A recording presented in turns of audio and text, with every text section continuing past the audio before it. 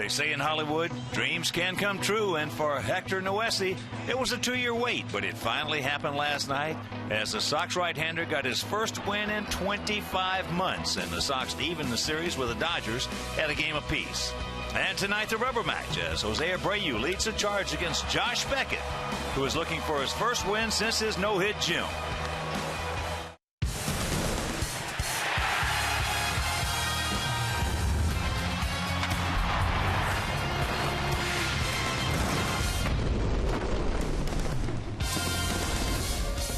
We are coming to you from Dodger Stadium, where tonight Comcast Sportsnet presents White Sox baseball. It's Alexi Ramirez, Jose Abreu, Adam Eaton and the Sox as they get set to butt heads with Don Mattingly's Los Angeles Dodgers.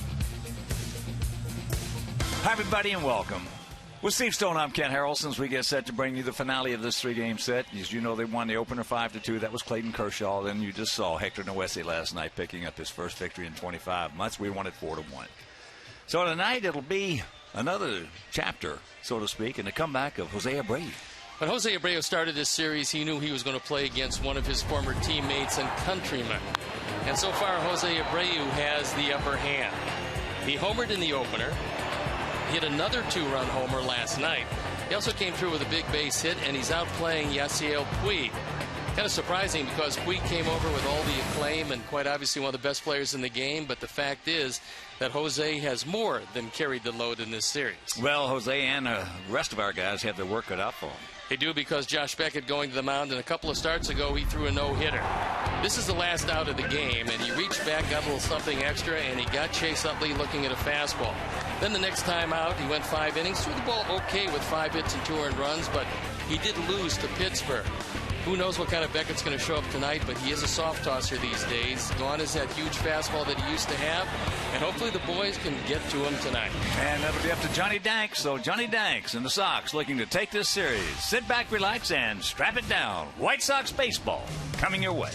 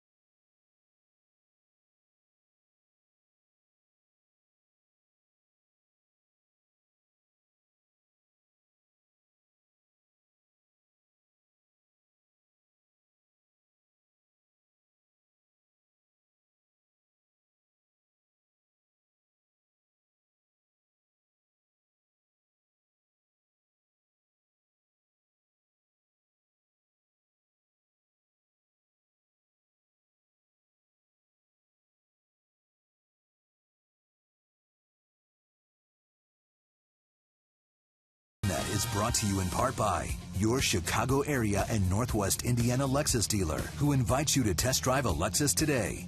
Blue Cross and Blue Shield of Illinois. Through it all. AT&T Uverse. AT&T Uverse TV. Check availability at 1-800-PIC-ATT. Rethink possible. And by Ford. Check out America's freshest lineup at your local Ford store or at localfordstores.com. Welcome back to Dodger Stadium on a beautiful night for baseball. Seems like every night is that way here, and the series tied at 1-1. Let's take a look at what the pitching has looked like over the past 14 games, where the Sox have gone 8-6. The ERA terrific at 2.09, holding the opponents to a 2.06 batting average with 11 quality starts. You see the strikeouts outnumber the walks by a wide margin, and the starters' record is 5-5. That's largely due to the fact that offensively and defensively, this team not playing quite as well as they could at this point, but staying afloat with Jose Abreu on the disabled list was a pretty good trick, and that's exactly what happened. Let's take a look at how Robin Ventura is going to line up our Sox for tonight's game. It's going to be Adam Eaton leading it off, playing center field, and Gordon Beckham in the 2 spot with Jose Abreu hitting third. He has 2 two-run homers the last 2 nights. Adam Dunn is in left field. Alexi Ramirez at shortstop. Alejandro Diaz gets a start in right field with Tyler Flowers behind the plate. Leury Garcia at third, and John Danks on the hill. The key defensive setup, and how they'll line up behind Josh Beckett. It's Kemp, Van Slyke, and Puig in the outfield with Turner, Ramirez, Gordon, and Gonzalez in the infield. Drew Butera for the 3rd straight night behind the plate. And our Lexus pursuing perfection starting pitcher is Josh Beckett. Beckett on for his 11th start, a 3-2 record, a fine 2.52 ERA. Only 42 hits in 60 2/3. Right-handers, as you see, not hitting a great deal, and left-handers, not much better. And Beckett has become a bit of a soft tosser. He's got a very good curveball. The umpires for the game tonight: Kerwin Danley behind the plate, Lance Barksdale is at first, Mark Ripperger is at second, and the crew chief, Gary Cederstrom, is at third. So they've thrown the ball around the infield, which means we're ready to play baseball, and I'm ready to turn it over to my play-by-play partner, Ken Harrelson. All right, Stevie, thank you. And once again, good evening, everyone, and welcome to White Sox baseball right here on Comcast Sportsnet. So happy you could join us for the finale of this 3-game set and the third of this 6-game West Coast swing. We'll have an off day tomorrow, and Friday, Saturday, and Sunday from the Big A in Anaheim against the Halos. And before we show you our picks to click, you at home select yours, as the first pitch of the ball game taken for a strike. It was not a strike, but it was taken for a strike. We'll see where Kerwin's strike zone ranges tonight. That's a good Beckett hook, and as he's lost a huge fastball, that curveball's gotten better. Very quickly, the 0-2. Another curveball at 74. So that is out number 1. So here's Beckham. Gordon at 291, 4 homers he's driven in, 11. 4 for 8 in this series. Just another beautiful evening here in Southern California.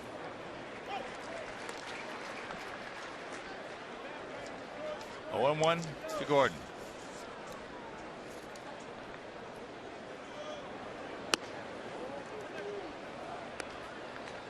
Outfield, for the most part, straight up.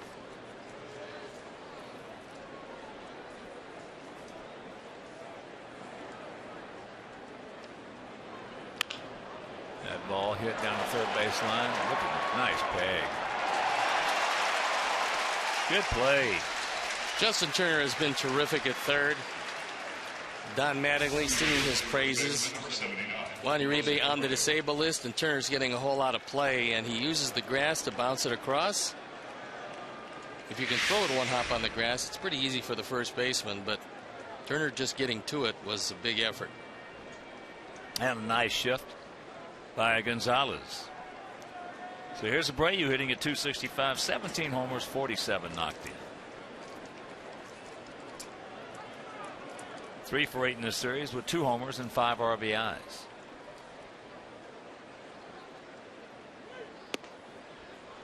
Takes it up.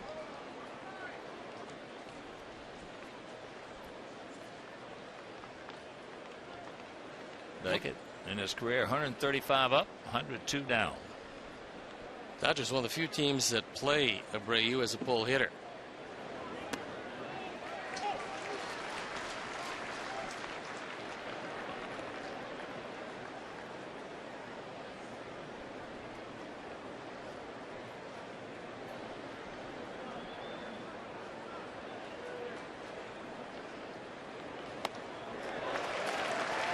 Ball and 2 strikes. Man here at Dodger Stadium, 330 down the lines. 375 in the gaps and 395 straight away center. And the first game of the Stanley Cup playoffs is underway. Just about a block from where we were staying.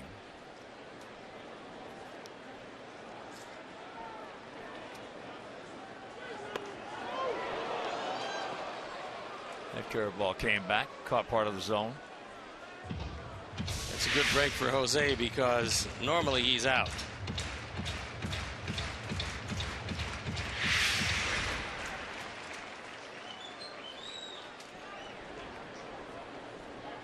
The 2-2.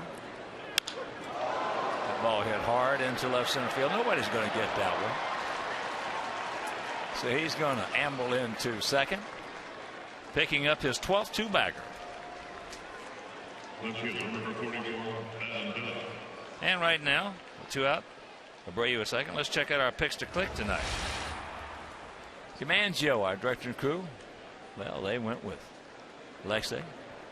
Steve's going with Adam Eaton. And Carmen Vitale. David Ratchke and I, we're going to go with Gordon Beckham. By interns, and Carmen out here in LA where she was previously working.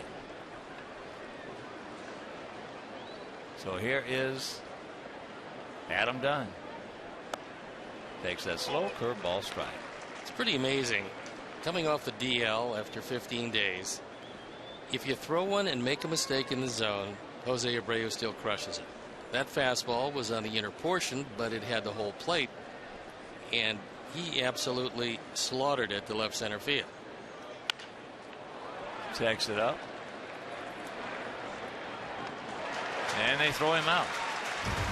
That'll retire the side. After half inning play, it's our guys nothing and their guys coming to bat.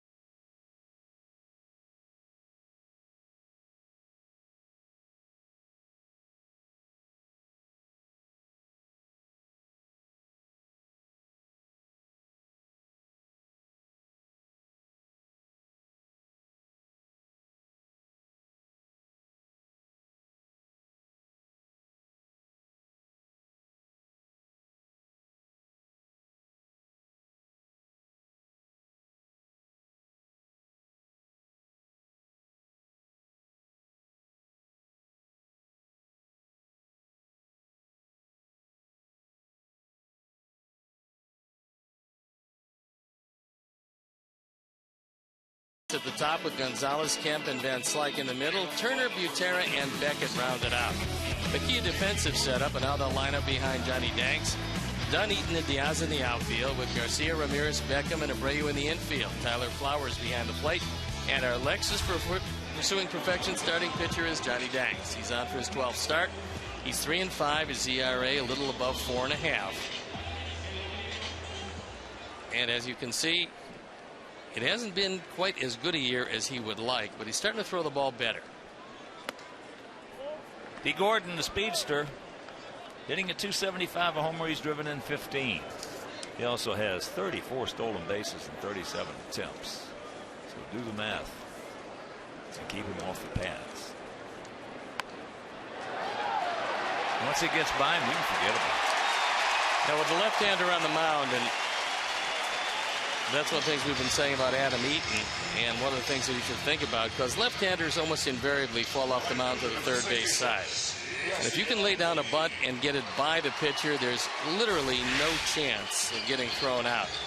He lays down the perfect bunt, gets by John, and as you can see, falling off the mound to the third base side pulls him out of position, and then it's a no play at first.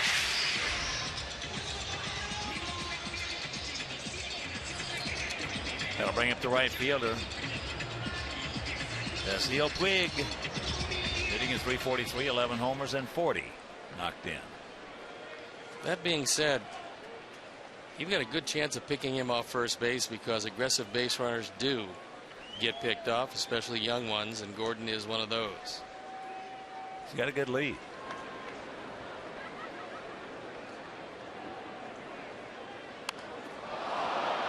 Pops it up. The Uri calls off Johnny. So 1 out. Well, Puig didn't run, and so it would have been very easy to drop that one, throw to second, double him at first. Not a bad idea, but when he doesn't run, you might as well drop it, because with the bat in his hand standing there, he's not going to be able to beat the play at first. Let me ask you a question. How many players do you think know the rules? It's a couple. Percentage. Oh, percentage? Oh, I don't know. There's some of them. Yeah. 3 or 4, 5%. Yeah, well, tops. Yeah. Tops. There's only one guy I can tell you that knows every rule in the book, and that's A.J. Pierzynski. So here is Ramirez. Hanley hitting at .257, 9 homers, 32 knocked in. Pitch out, nothing on. Actually, it was a real good thought process right there by Puig, because if he gets it down, the Rio's back. He's not looking for a bunt from Puig. Nope. Now all of a sudden you got 2 on, 2 speedsters.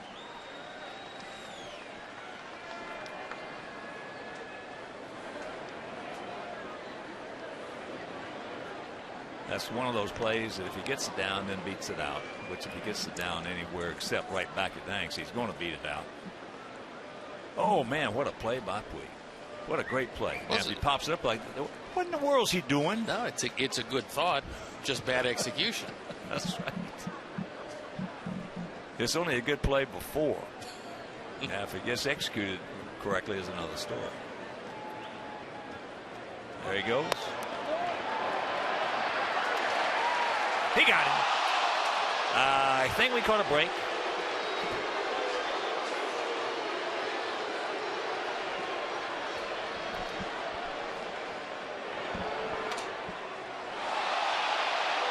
I think Don Mattingly's going to go out and challenge this one. Yeah, when that ball comes up. Well, here's the thing, though. He caught Gordon Beckham's ankle.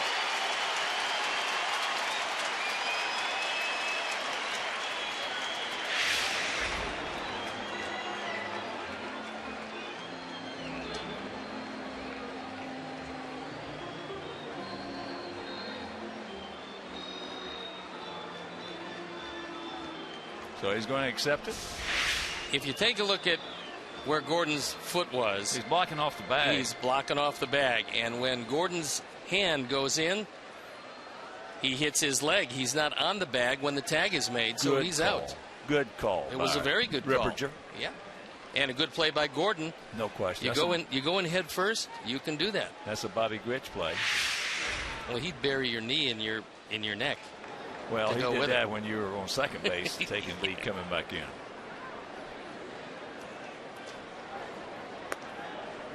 So 2 down. That's only the 4th time this year that Gordon has been cut down.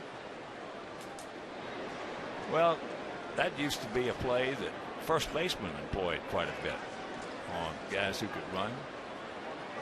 To get those big leads, especially the one-way leads, as there's ball 4. It blocked that bag off.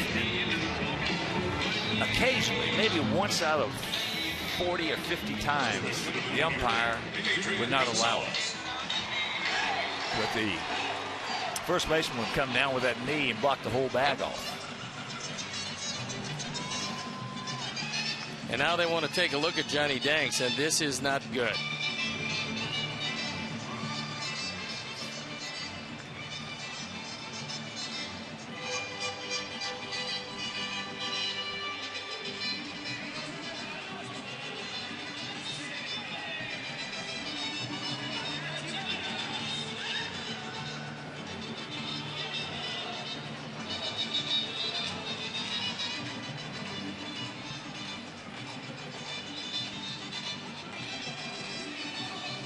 They convinced Herm, and in turn, that convinces Robin.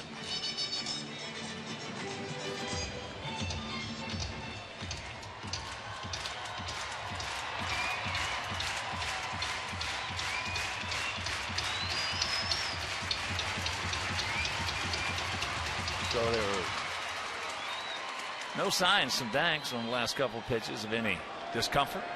No, as soon as Herm came out there, John started shaking his head, saying that he was okay.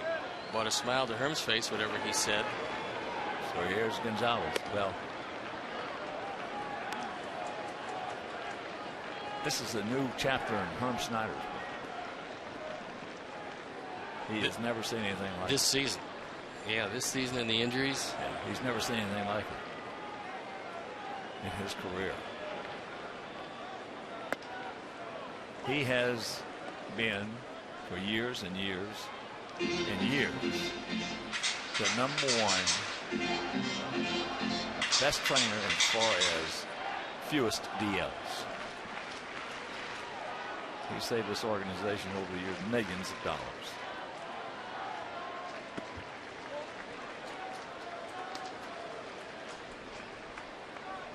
And to go along with the staff right now, Brian Ball and Alan Thomas, and of course that tremendous staff of physicians that we have and have had over the years.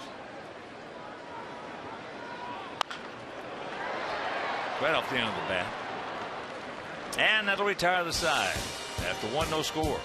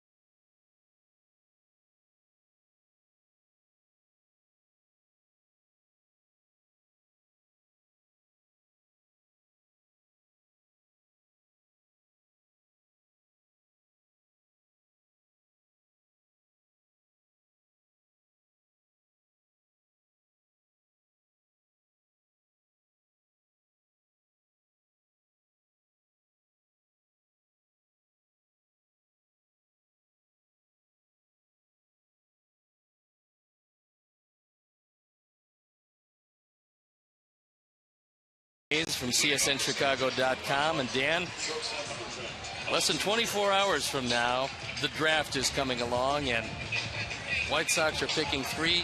What do you think? Well, it's uncertain which of the guys is going to be there, the big 3, but you can almost count on it that they're going to grab a pitcher with that first pick. It's their highest pick since they drafted Alex Fernandez in 1990 at number 4, and you're looking at this group of Tyler Kolek, who's a big right-hander from Texas. You're looking at Carlos Rodon, left-hander from North Carolina State, and left-hander Brady Aiken, who's a high school kid from San Diego. The rumors are that a lot of them have been swirling that Aiken likely is going to go at number 1 there. But that would leave potentially the White Sox with Rodon or Tyler Kolek at number 3, because there have been some talk that the Marlins at number 2 are going to grab a catcher/outfielder from San Diego, Alex Jackson. There's been a lot of talk. So the White Sox could have 2 of their 3 guys that they've really been looking at over these last couple of months on the board when they pick. Well, as important as that, 1, 2, and 3, who are their agents? Yeah, Scott Boras has Rodon. I tell you, that's unbelievable how that situation has evolved over the years. And he will command a bigger signing bonus than a lot of guys. The team does have a record $9.5 million signing bonus pool to spend, and that's definitely plays into the equation. So is the high school versus college pitcher, which you have Rodon, who is a very polished guy. And well, if they go that high, though, Dan, what's going to happen is they're not going to be able to draft anybody else. And obviously that's any something consequence. Absolutely, and that's something that they want to do. They want to infuse all of this talent, and they have the money to do it. And with the international market bonuses, they're roughly going to add about $13.75 million into the system over the next month. So it's definitely an exciting time for them. They've focused on this for 11 months. It's one of the few benefits of last year's 99-loss season.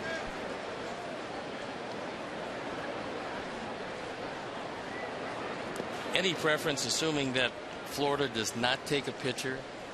Can you feel any preference from the Sox as do they want a guy who's close in Rodon, or do they want a guy who's a little further away that has a huge upside and everybody is calling the next Nolan Ryan out of Texas? Absolutely. I think that the way this team has played so far on the field here in the major leagues does maybe push up that timeline, and it's one of the reasons why you would look at Rodon and say he's a guy who could probably be here next year. There's a 4th candidate in the mix, Aaron Nola from LSU, who is another guy that they think could be here next year were they to get him. That's definitely something to factor into this equation, just because of how the White Sox have performed, and pitching is probably the area they need to help the most. Well, I remember I signed a guy a few years back. They said was also the next Mickey Mountain. And that didn't work out. And Kolek has some pretty high expectations. He's a guy, he's 6'5", and Steve, I think you said 260. In the neighborhood of that, yes. And he's a country strong guy who has hit 102 on the radar gun this year. A couple of scouts I've talked to have said that it's not like Jake Peavy, where he was a really big max effort guy, that this guy does this easily and hits the high 90s easily. But if you take him, you're looking at a guy who you're looking at maybe 2016 before he can get to the majors. So you kind of have to weigh that out, whether you want that immediate impact or somebody a little more of a project. And his agent is Scott Boras, correct? Rodon's is Scott. Rodon is okay. Rodon is Scott Boras. But someone you got to start worried about the agents. Well, Dan, thank you very much. Tomorrow is going to be exciting, and we will know before we go on the air who the first pick is going to be, who the first pick is. Thanks for having me, guys. There's a strike on the corner. Low on the corner.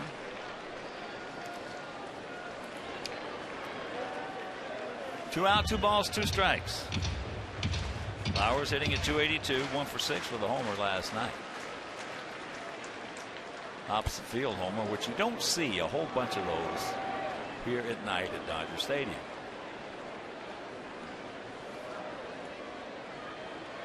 You can take them out opposite field in the daytime, and you can take them out early in the game. But when it gets dark, when you take it to the opposite field, you've really crushed it.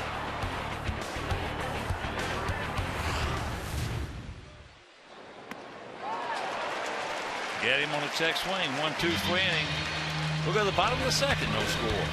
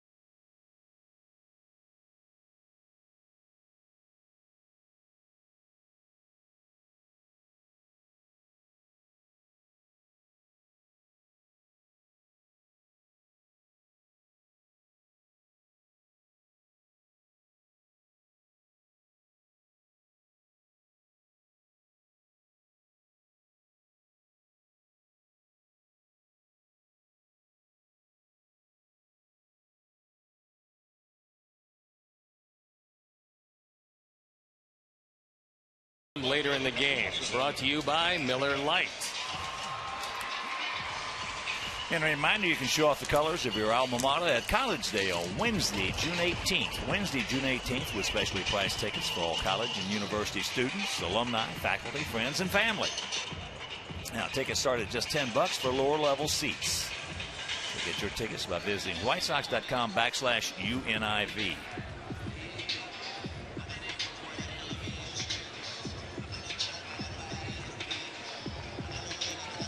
Kemp, Van Slyke, and Turner. Matthew hitting at .243, 5 homers, 15 knocked in, 1 for 8 in the series.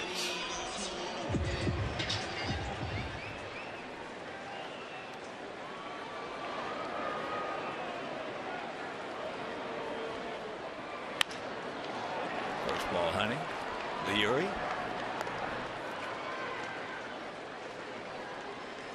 That one came up and took a funny hop, and Garcia stayed right with it. Stayed in front of it, kept his hands down, and was able to come up with the hop. Well, that's exactly right. And as Roy Rivas would say, now that's what I'm talking about.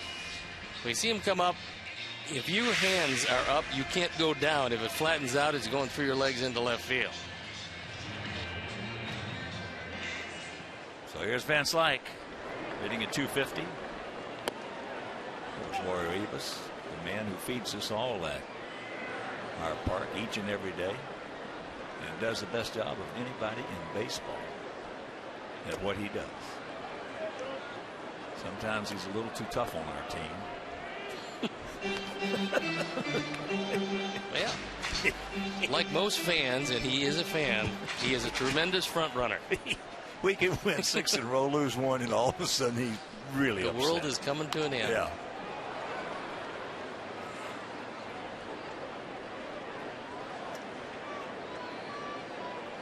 Oh, and 2.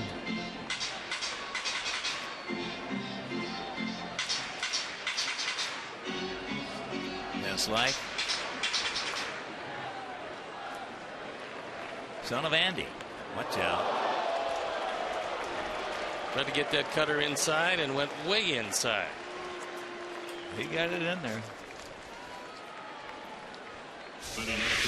Number 10, Justin Turner. Not much you can do with that, and if you're going to get hit, that's where to get hit. That's where to get hit. That's the first time he's been hit all year. Right in the butt. And for John Danks, that's the 4th guy he's hit. So here's Turner. .261, 3 homers, 14 knocked in.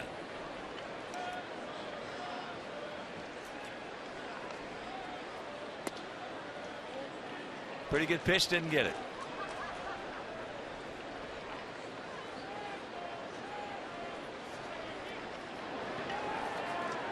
And on a sad note, our baseball has lost one of our jewels, one of our treasures today.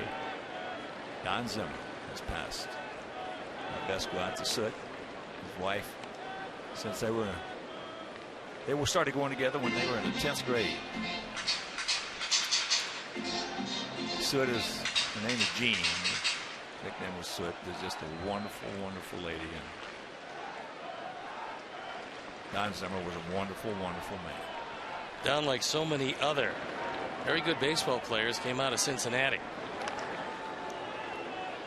That, for a Midwestern town, has put out a whole lot of very good players over the years. Yep. One of our treasures. We lose Fugosi, now we lose Zimmer.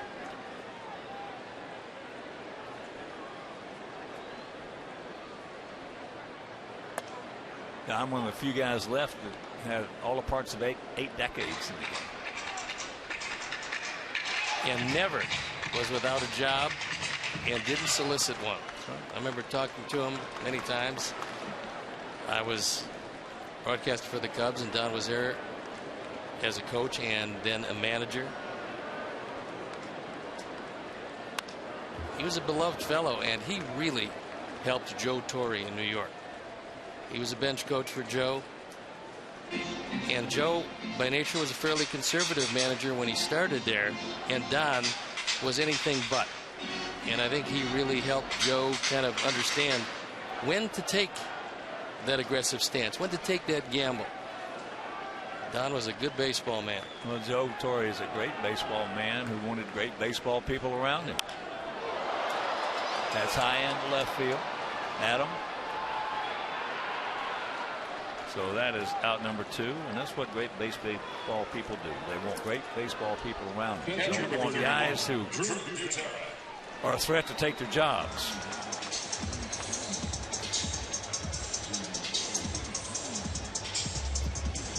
So what they'll do is they'll hire guys with lesser baseball acumen, so to speak. Here's Butera.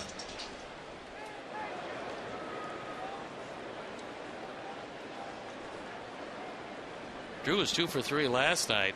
Was on base 3 times. 3 for 7 in the series with an RBI. Takes first pitch strike.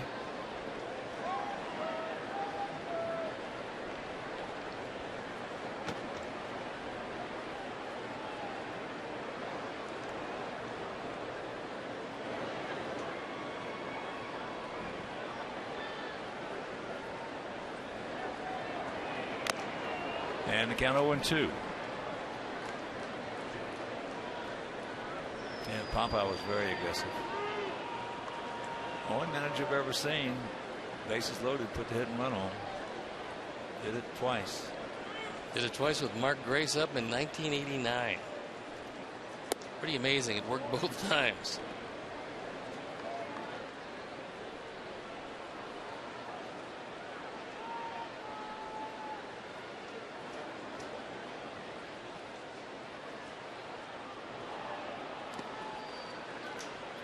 Tyler keeps it in front of him.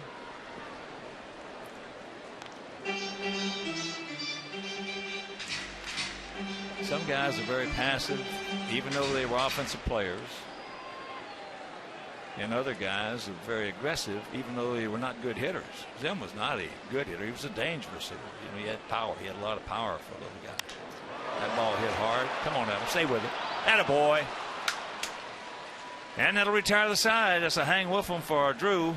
And we'll go to the third. The Dodgers grounds crew is driven by the helpful SoCal Honda dealers. And they want to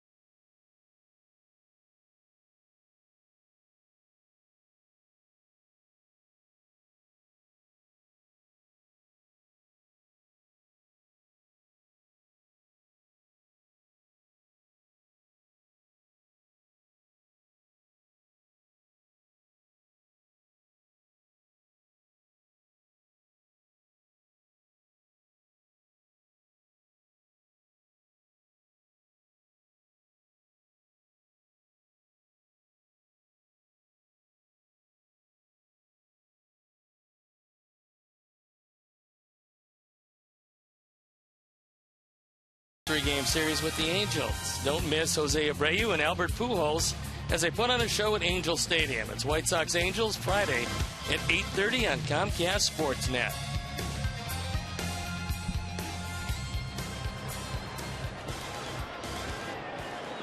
Leary, Danks, and back to the top of the order with Adam Eaton.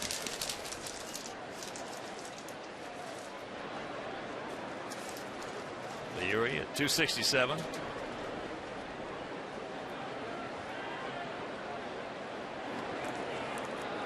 Corners in close. That ball hit hard in the center field. Stretch. Gotta go back, look up. You can put it on the board. Yes. Whoa. He took it over central.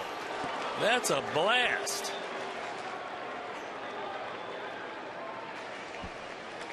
Looked like a first ball fastball. Pitcher number 50, John Banks. And Scott Van Slyke went back as far as he could go before he saw that one disappear. A Ford home run replay. And this is a low fastball. And it is gone.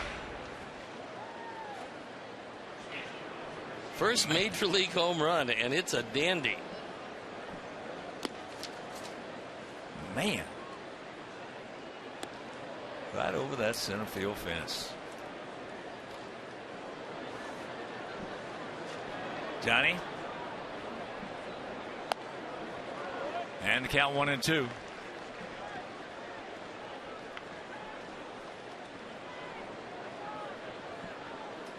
Well, Leary's going to remember that one because this is not an easy park to hit the ball out of, and he took it out of the deepest part. As that is popped up.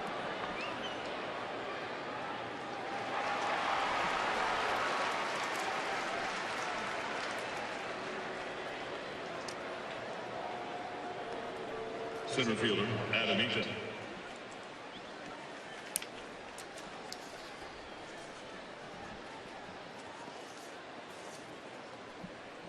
For Beckett, that's the 9th home run he's given up in 63 innings of work. And with this as your home park, that's a fairly high total. So here's Adam, grounded out on the curveball.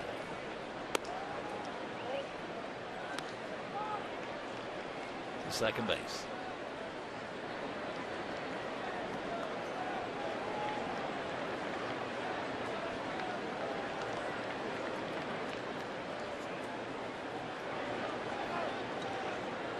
Getting back to the managers and how they manage an offensive team. As I said, Zim was not a good hitter, but he was a very dangerous hitter. He could make a mistake, he could take you out of the ballpark. And he ran up very, very aggressive. And then you get other managers who were really good offensive players. That ball hit down to Turner and 2 out. And you would think coming in they're going to be very aggressive because they were outstanding hitters. Well, they weren't. They're very conservative. Best offensive manager I've ever seen, as I said before, was a guy who couldn't hit a lick, but that's Tony La Russa. He was the most creative offensive manager in the game. I saw him let Ozzie Guillen hit with the bases loaded.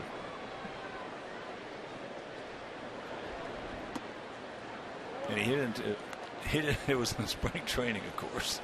You know, one of those, let's get this thing over with. He hit a line shot right to the first baseman to a double play. No, but Tony was very creative.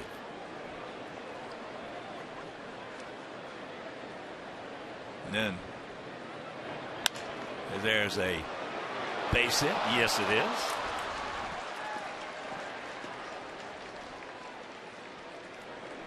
So Beckham now 1 for 2. He's 5 for 10 in the series.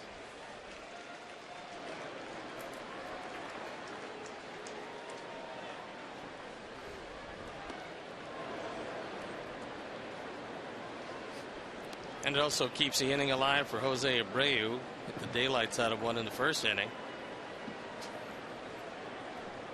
Yeah, if he does that same thing again, we got us another run. Ripped a double in the left center field.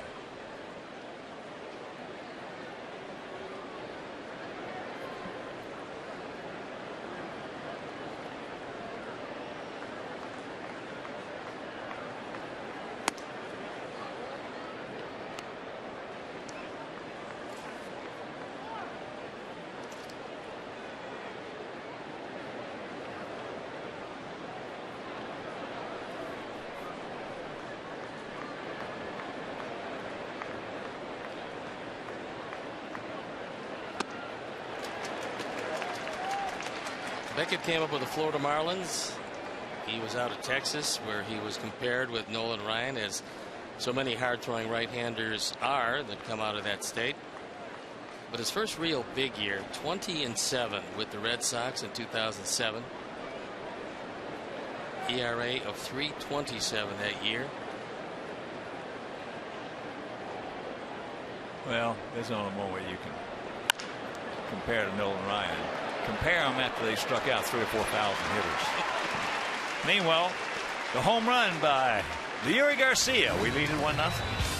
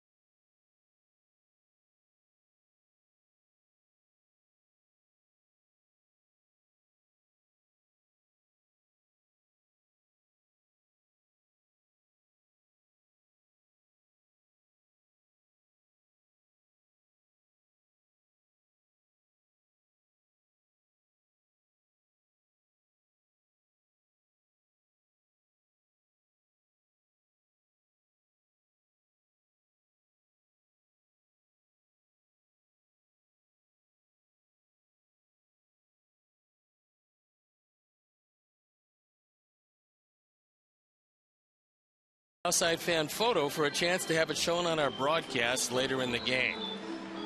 And as always, it's brought to you by AT&T.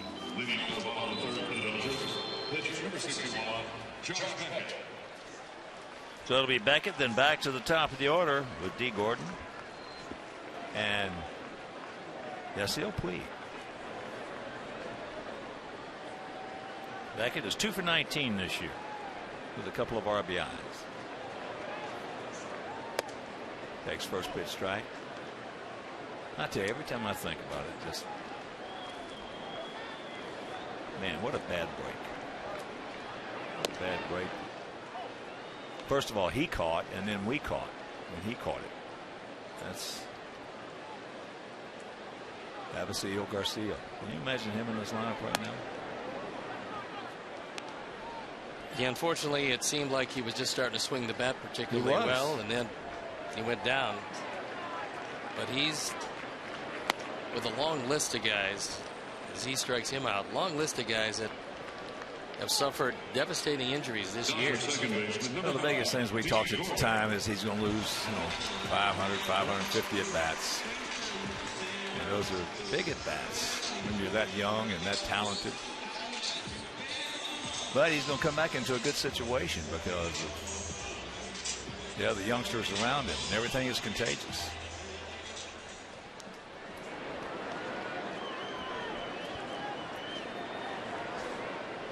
Gordon had a beautiful bunt single. Little drag. Right at Beckham at second. Got it past. Just got it past Banks, and after that you can stick it in your pocket.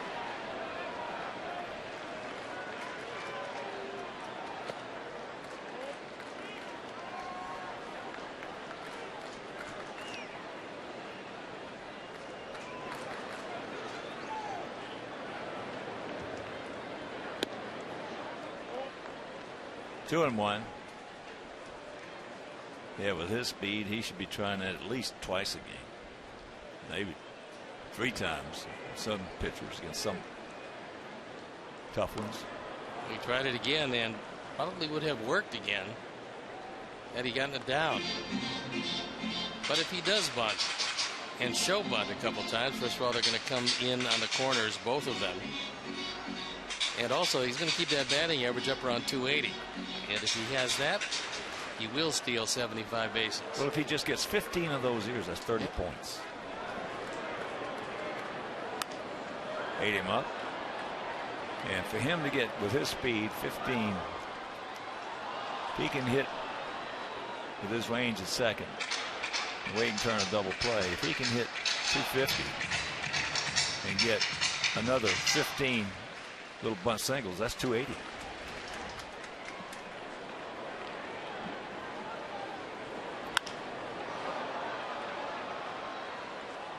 Adam?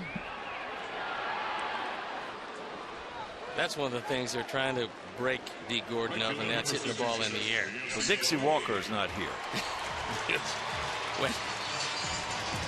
When he does that, he takes away one of the great tools he has. Hit the ball on the ground and put the pressure on the defense and make them throw you out, knowing that you're probably the fastest guy on the field. Well, Dixie Walker, for those of you who never heard that name, the youngsters out there, Dixie Walker was a former player and a former coach that he taught some hitters, namely a guy named Manny Mota of the Mota brothers, Alou, I should say, Matty Alou, the Alou brothers, how to hit the ball on the ground, because Matty had a little power. He could hit the ball over the right center field fence occasionally, but every time he did, he went into a funk because he was trying to hit home runs. So Dixie Walker got with him, taught Matty Alou how to hit it on the ground, and he became a 300 hitter.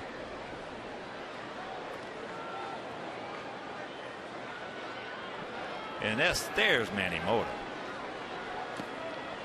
And what a good player, and what a great ambassador for the game of baseball he is. For the longest time, he had the major league record for pinch hits. And then I think it's gone by the boards, but he had it for years. Well, I don't know about you, but if Puig draws the walk, he is one of the most loved players this game in the last 50 years. I mean, everybody loved Manny Mota. So now another speedster on. And here's Ramirez, who drew the first walk issued by Danks.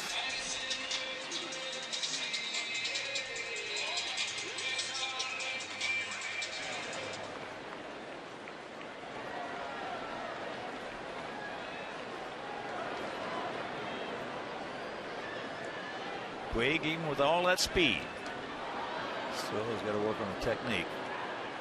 He has 5 stolen bases and 9 attempts, which is, with that speed, is not good. But because he does go in head first, you see that glove he's wearing on his left hand, and that's to make sure that he doesn't jam any of those fingers or that thumb. That ought to be mandatory for anybody who can steal a base. If you're going to dive head first, do that consistently, that's a great thing to have. Well, you know what would happen if you made it mandatory? Some guys say, well, that's going to slow me down. That's a good trick. They're going to have their agents call him. Rick Hahn said, you can't make my guy wear that thing. Well, we're going to see Josh Hamilton, who is now playing again with the Angels, and he was lost for 7.5 weeks because of a head first slide. That is high into left center field. That's a can of corn for our guy. And that'll retire the side. We're into the 4th. We lead at 1-0.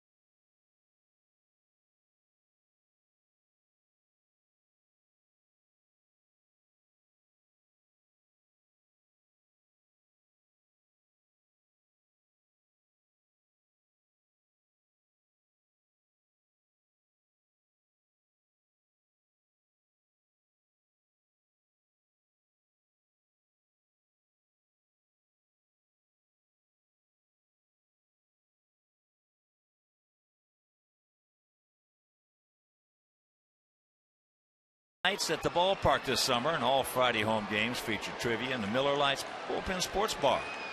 Post-game fireworks show set to your favorite music, and post-game karaoke at Shy Sox Bar and Grill. So visit whitesox.com/Fridays for more details. And of course, out in that area out there, it's Bertucci boys. Bobby Bruno and Handsome Anthony.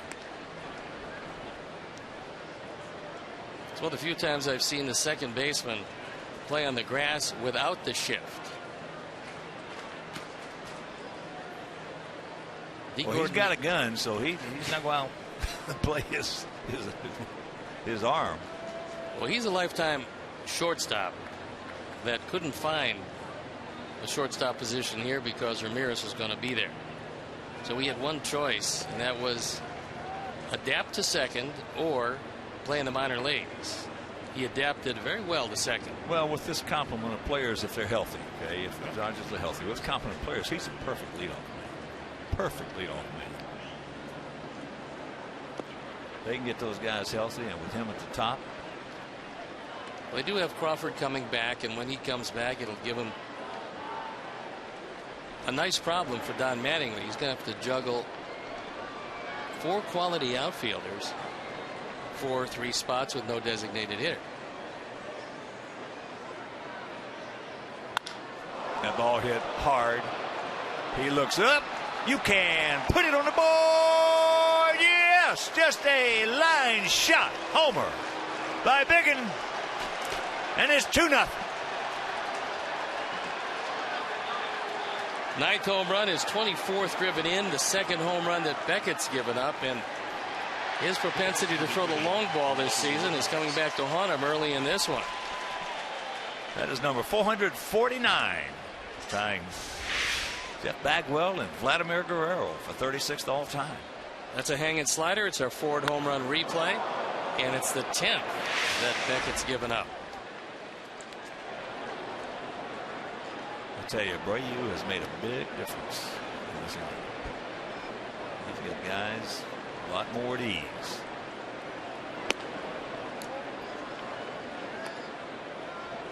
And that's what those guys do. They're good hitters. Make everybody a little bit better.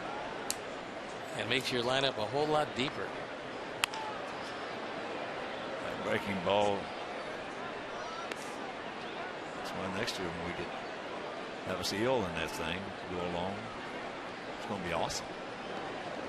And it could be awesome this year, even without him. Tigers got beat tonight 8-2 by Toronto.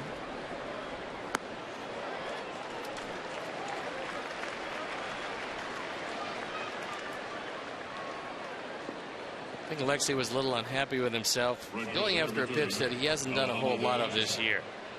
He's pretty much laid off breaking balls low and away, but that one he chased well out of the zone.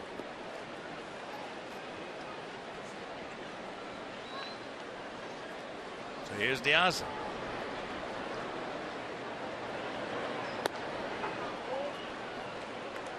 Alejandro went out to Kemp in left field.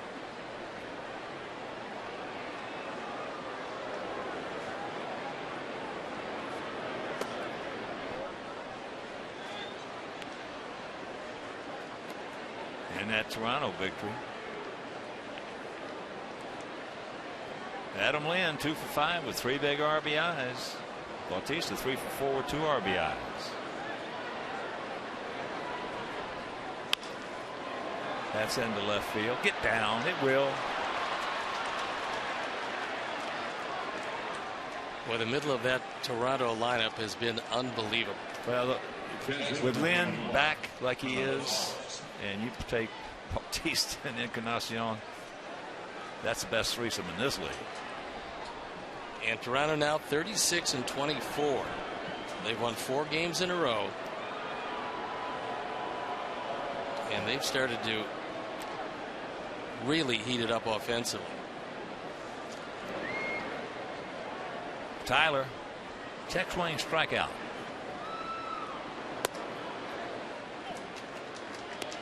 Takes fastball up out over the plate for a strike. Miguel Cabrera hit his 11th. He was 1 for 5. Victor was 0 for 4.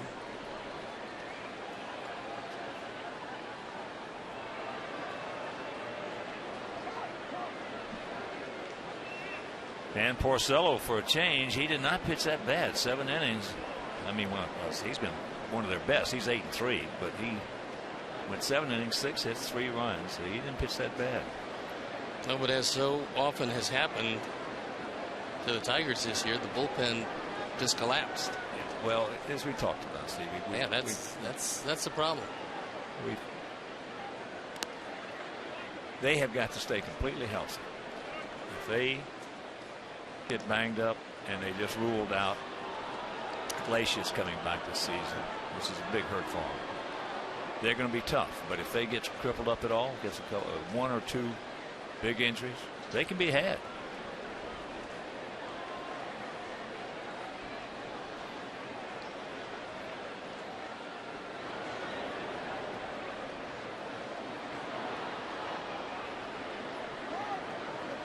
Watch out.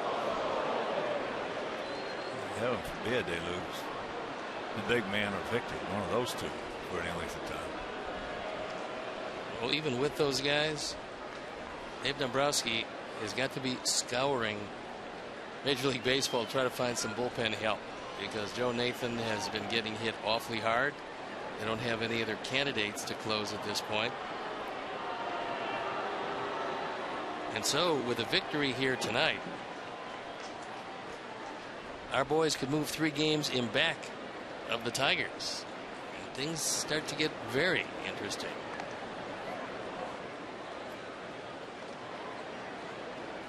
Josh Beckett can take a whole lot of time when he's struggling.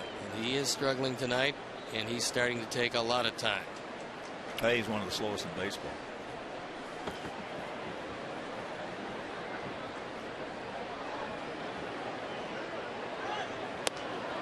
There he goes. Safe. Had he been able to corral the baseball, and it was a one-hop throw, but he would have had him at second base.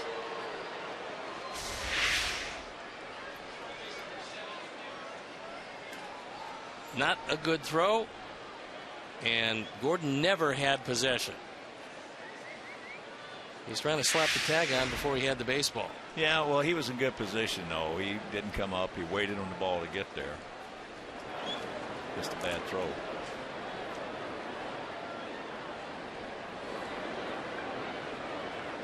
One-two pitch.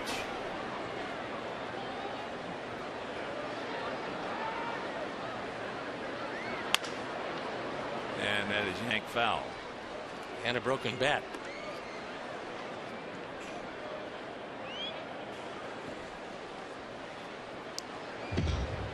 R.A. Dickey, the winner in that Toronto Tiger game, he went 5 innings, 7 hits, 2 runs. Dickey now 6-4.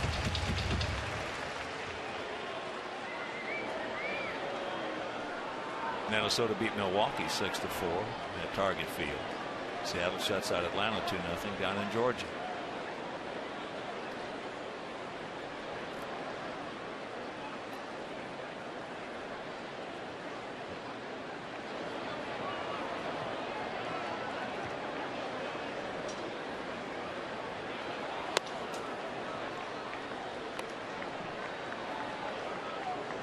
Angels shut out Houston 4-0. Giants beat the Reds 3-2. Great American Ballpark.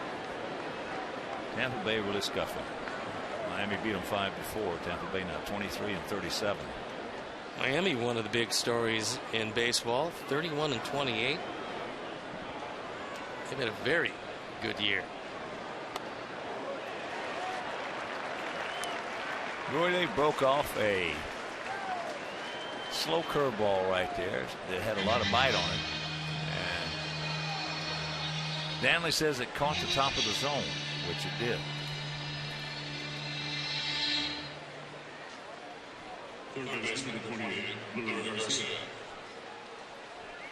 So here is Garcia. Not Aviciel, but Leury.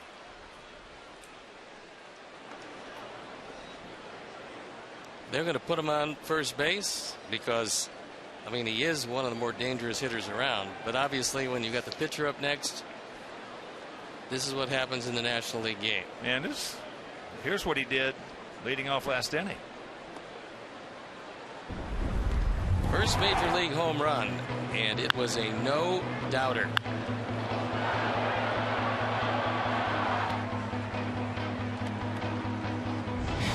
Well, when we got him, I asked A.J. Pierzynski, who had played with him last year, I said, what are we getting here? He said, I'll tell you, you're getting a ton of talent. That's what you're getting. He can fly. He's got a gun.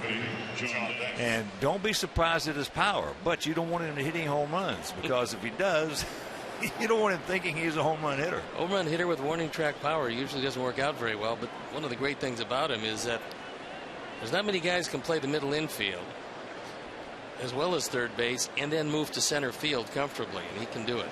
Oh, he's great to have on the ball club. That kind of versatility gives Robin a ton of options, especially when he's got a healthy team.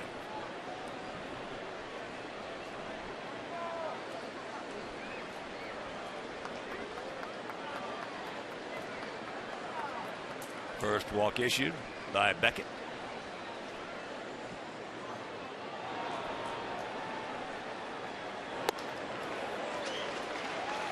Choke up on that bat, Johnny Danks, and make a little contact here. It might find a flare somewhere, a little duck snort.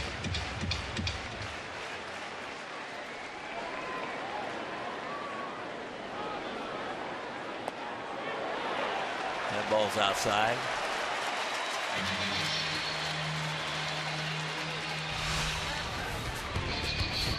Johnny said, okay, well, just make sure you give me that pitch.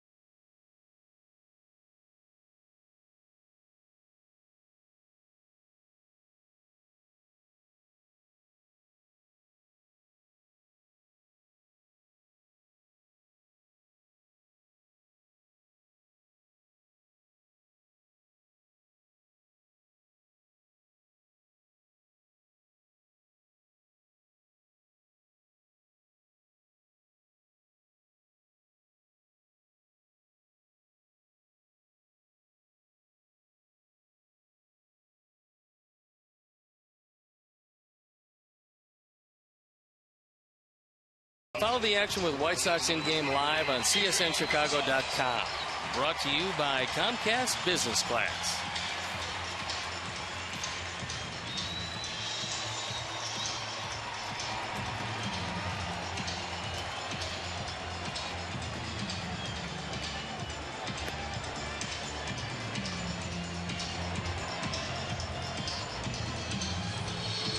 John's got himself a 2-run lead. He's given up just one hit, the bunt to lead off the ball game. And he's got to deal with the heart of the order here in the bottom of the 4th inning.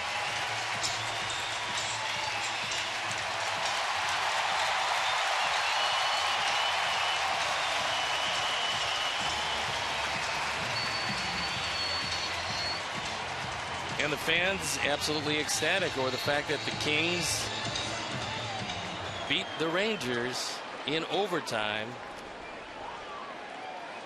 in the first game of the series. See who gets Lord Stanley's Cup. So Adrian Gonzalez will lead it off. Well, I haven't seen the Rangers play one period this year, but I'll tell you one thing. They're going to beat the Kings. They better be real good. Battling tonight, but came up short.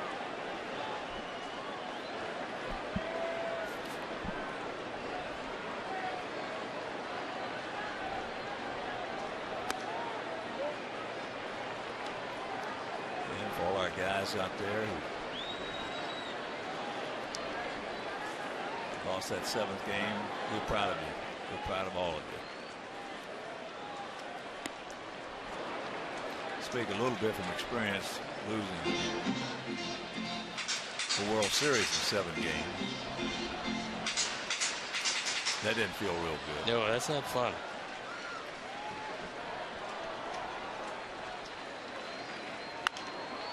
That's out of play left side.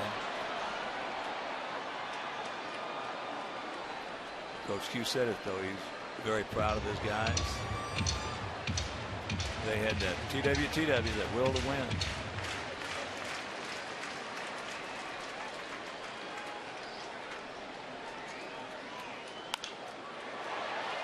One hopper, bobble, bobble, bobble.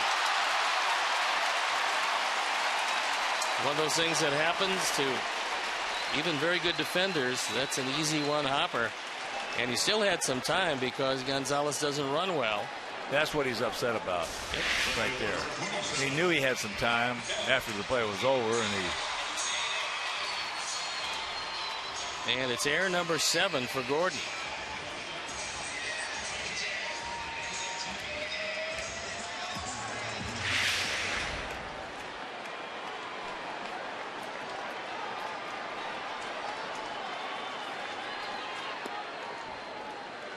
so here's Kemp.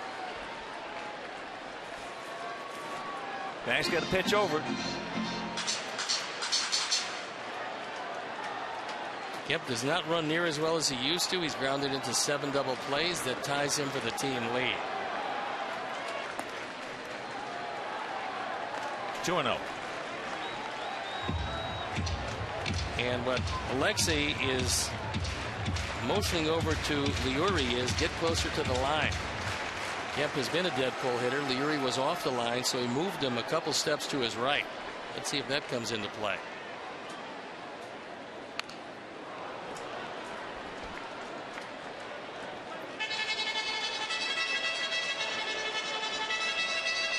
You love to see your shortstop taking control, just like you like to see your center fielder taking control. Shortstop normally captain of the infield.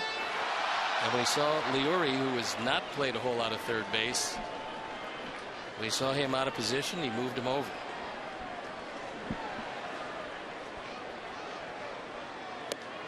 Change up, way out in front.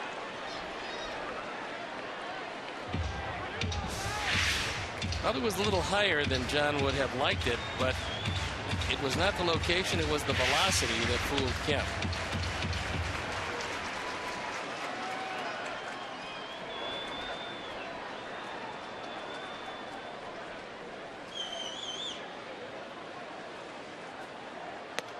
He gone.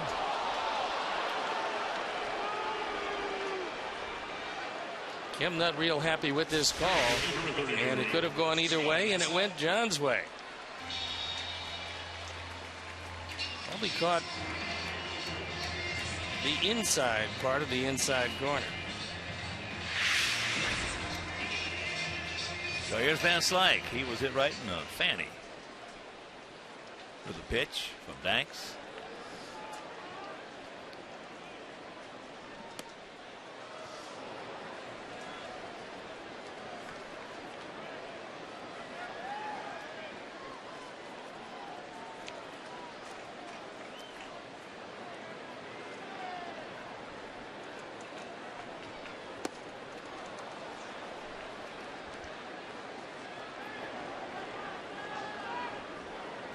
To the count.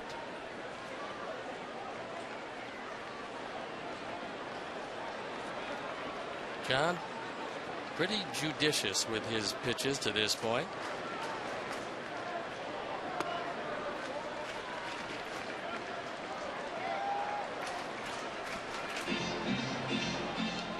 This is Scott's third trip to the major leagues. He's been in this organization a long time. Drafted the 14th round of 2005 by these Dodgers. A long time ago, I remember having a conversation with his dad, Andy. We're on a golf course, and he said, "I got a son that's going to play in the big leagues." And he was right. Son's bigger than Andy. His son's 6'5", 220. I don't believe he is. Way bigger. Andy was a heck of a player.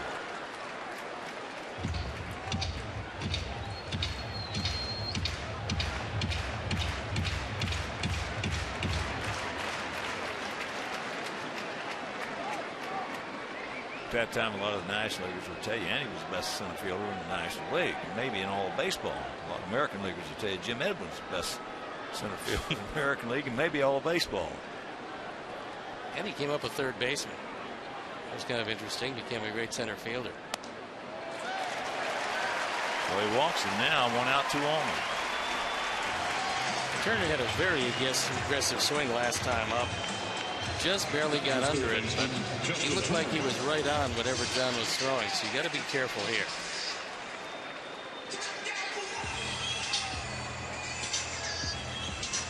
Turner popped one up to Adam Dunn in left field.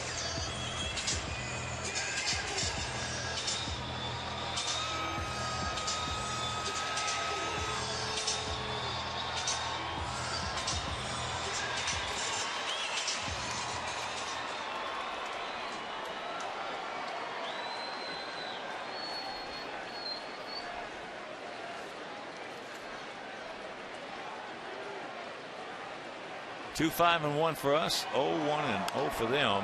All right. There you go. There you go. That's the way you do it.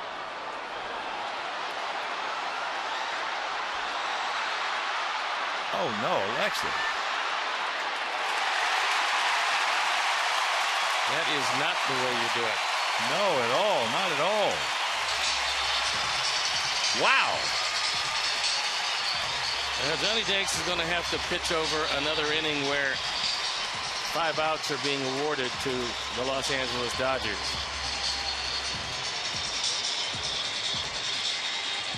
No, that's just brain cramp right there. Gordon does a pretty good job. Now Jose has him, and Lexi decides to go behind him. He doesn't get him. The call by Gary Cederstrom.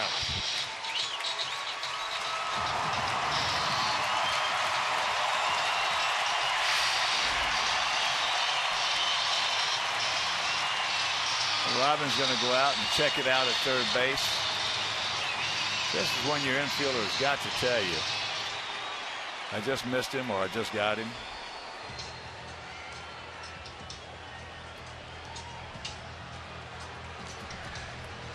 Robin's going to challenge it.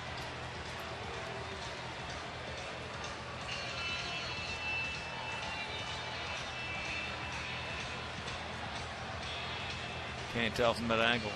Now the foot obviously didn't get there, and whether the hand got there or not, there'll have to be definitive proof, because the call on the field was that he was safe at third. Well, the only guy that had the angle to see it was Cederstrom.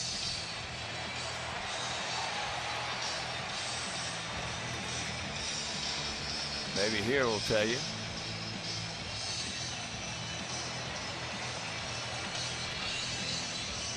It appears he's safe. Well, here's also another ringing endorsement for, if you can, keep the tag on the runner, because more times than not, that runner's going to pop off the bag if he comes in not under control. Hallelujah. And so the quick tag doesn't really work all that often, because you're not going to convince anybody. You keep the glove on, then he's going to be out definitively. Hallelujah.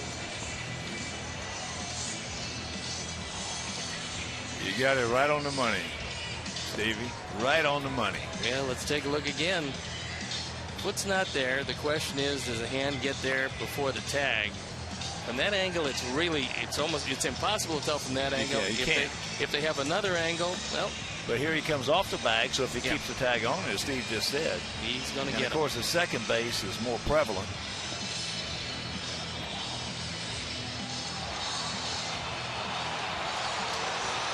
And he got him. He got him. Yes. And we lead it 2-0.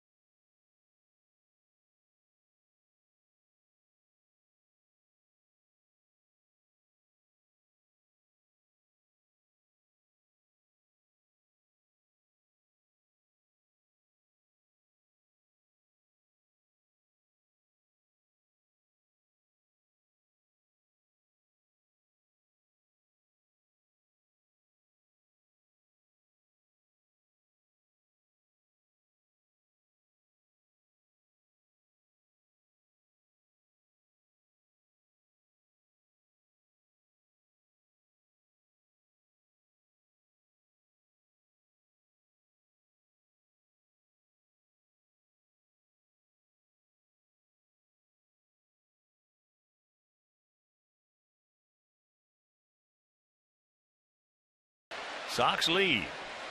It'll be the top of the order. Eaton, Beckham, and Abreu to face Josh Beckett.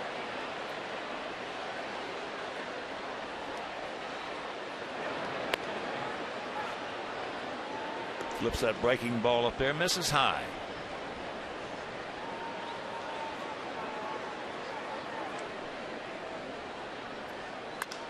Shot, stay fair. It will. Thank you very much. So Adam starts it off with a bullet double right into the left field corner. Here's our Xfinity high-speed action replay, and it's the double play that wound up ending the inning. Gordon gets it. He runs him back and gets the force out, and then Jose has Scott Van Slyke hung up.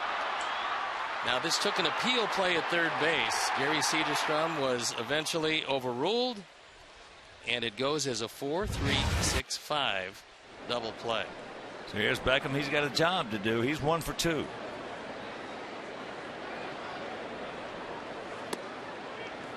Low and away. And if Pete Gordon and Ramirez can hold their ground like they did on that pitch, now Gordon's going to come over a few steps.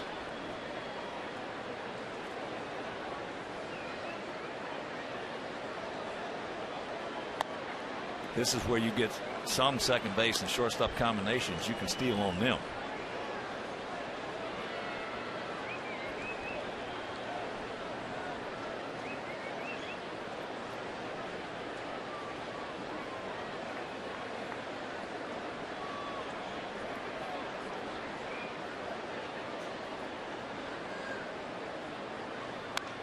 Good rip. He was all over it, just underneath. I don't think Beckett was very happy with this pitch. That was a slider, and he hung it inside You see where Butera is. He wants it low and away. And Beckett got away with one.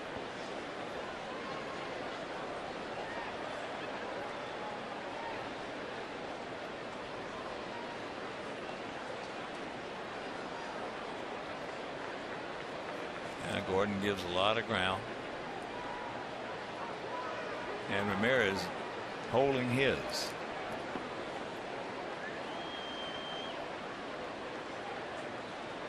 There's a situation right there where we had a base runner a few years back. You give him that much ground right there, and he would steal third every time. And his name was Jose Valentin.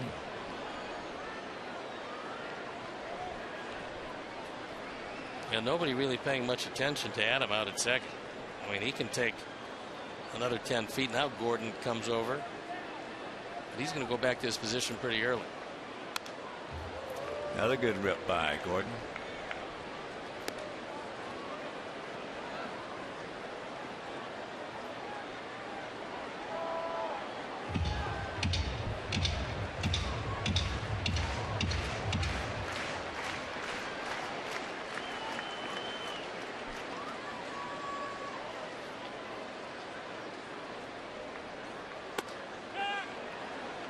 He did not go.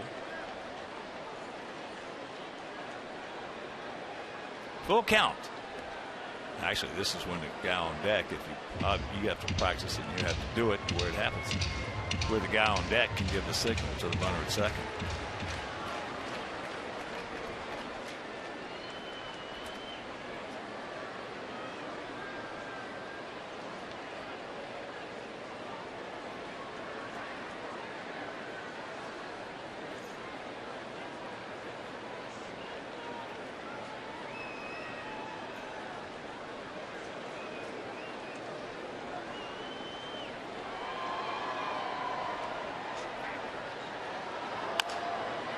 That's going to get the job done. Good play. One out.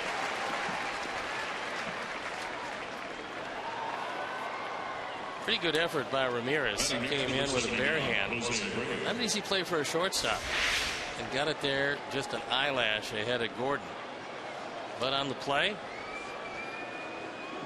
Eden moves into third. Now they're forced to move the infield in. For Abreu, who has doubled and hit into a 6-4 fielder's choice.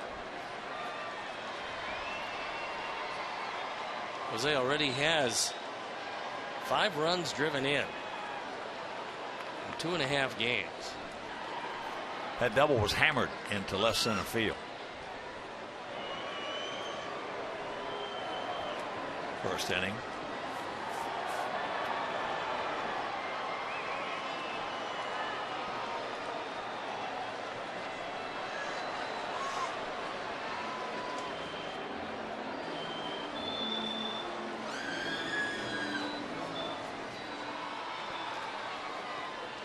Most home runs in his first 46 career games. Jose Abreu with his 17th last night, tying Wally Berger back in 1930, and Wally Joyner had 16 of them.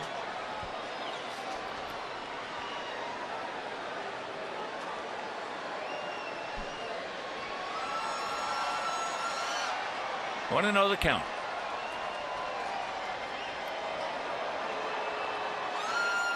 Hanley Ramirez in not too comfortable a spot, playing almost at the cut of the grass at shortstop. 2-0 the count. It was done on deck.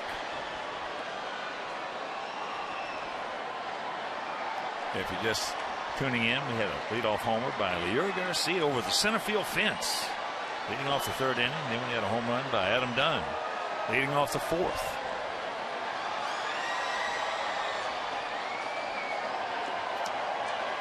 And the count goes to 3-0. So far, Beckett hasn't gotten anything close to Abreu.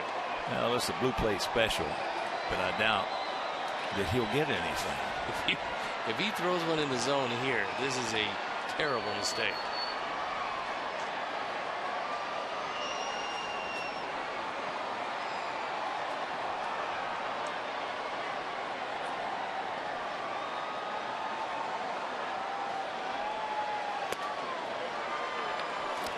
That's a pitch around to get to a man who's got 449 home runs, including a leadoff home run last inning. Looked like Beckett wanted to throw a cutter or a slider inside, and Adam didn't let him get there. No, that one didn't take long to leave the premises.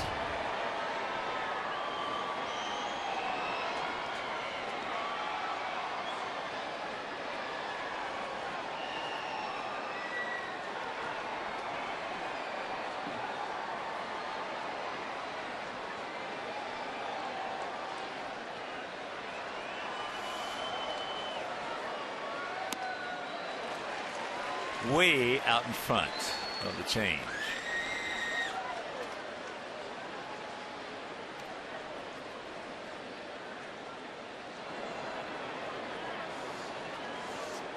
Alexei on deck.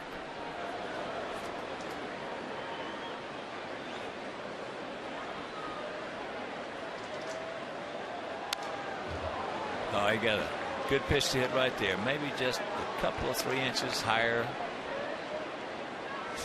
than he wanted. This was a fastball he was looking for. It was up and out over the plate.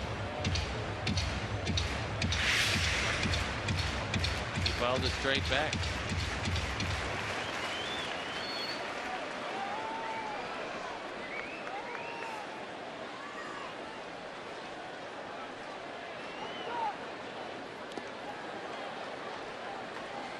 Butera keeps it right in the vicinity.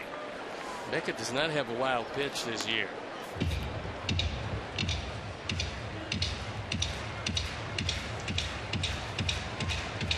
Josh had some big trouble last inning, and this one is shaping up to be some problems also.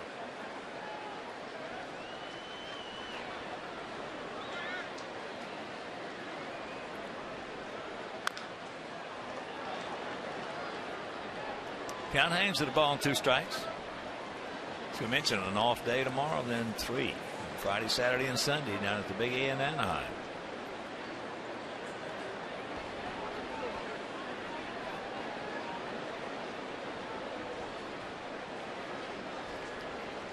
Right here, some work to be done.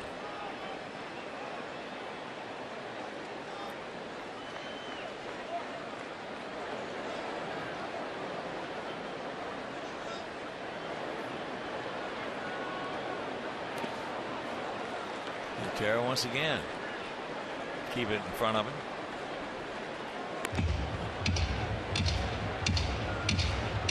Weig has got the big arm in the outfield. Playing pretty deep, but on a medium depth fly ball, it's going to be a pretty good challenge between his arm and the speed of Adam Eaton.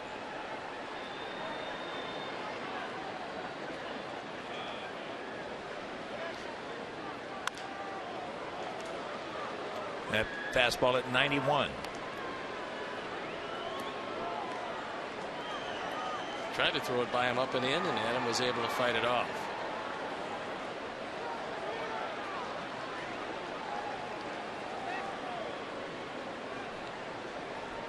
Couple of big Texans going against one another right here.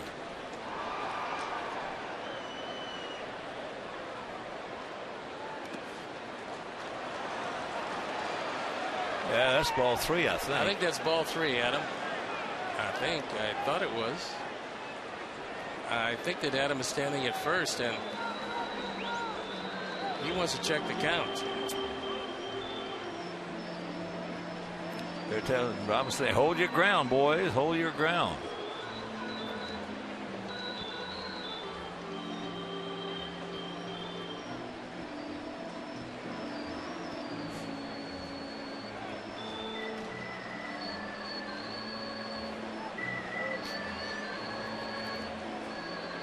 Well, this is going to be interesting. Kerwin Danley does not have it.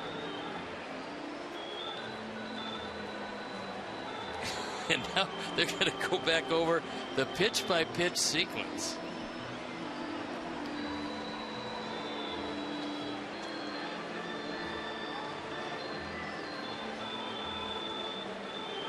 All right, while they're doing that, we will tell you that we mentioned the off day tomorrow, then Friday, we're going to run Andre Rienzo out there against Jared Weaver. And that game's going to be right here on Comcast Sportsnet.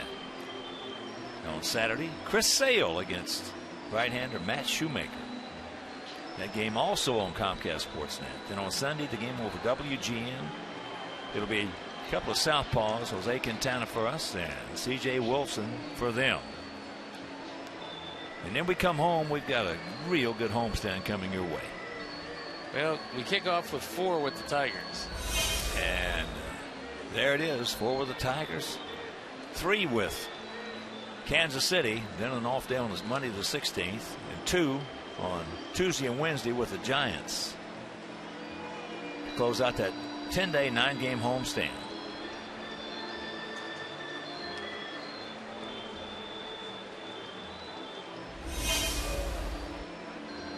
So a big homestand, a fun homestand coming your way starting Monday.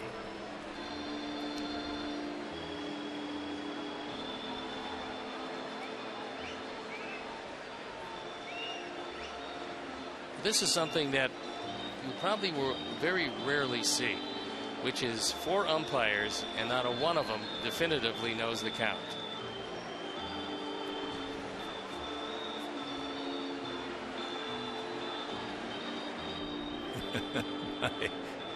My daughter Krista just texted me. She said, well, this is a new one. Doesn't he have his little pitch counter thingy? It was 2-2. I mean, there was no doubt that it was 2-2. I thought it was 2-2. Yeah. Now Adam is coming back, and Robin wants to know, I guess, why nobody knew what the count was.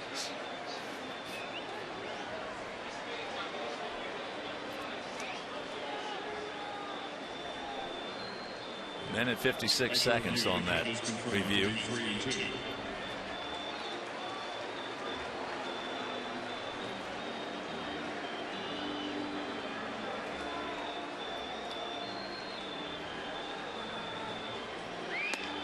All right, here they've just put together, Mike Leary and the crew have just put together the pitch sequence. Here it is. 0-1. 1-2. 1-2. Put me another curveball in the dirt.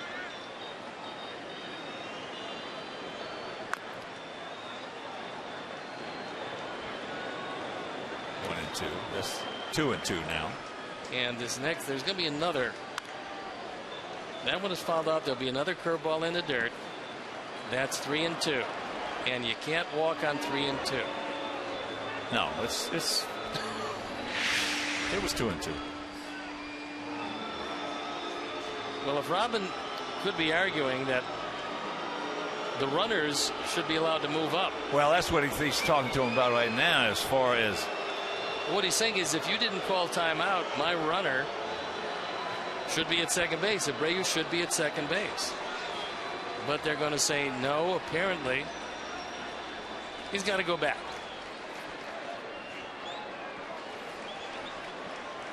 This is not one of the finest moments for an umpiring crew. No. The little pitch counter thingy. Yeah, it's kind of. I think they give you that when you start an umpire school. All right. Full count, 1 out, runners at the corners.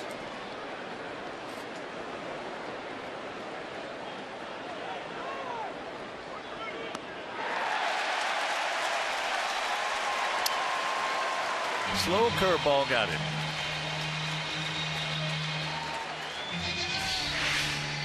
He tried all at bat to get him one of these.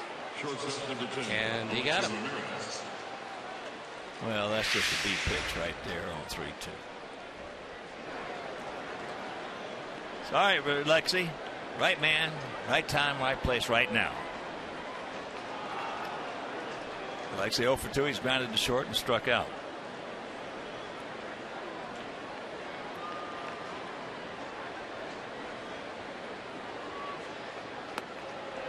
Drops the hook on him.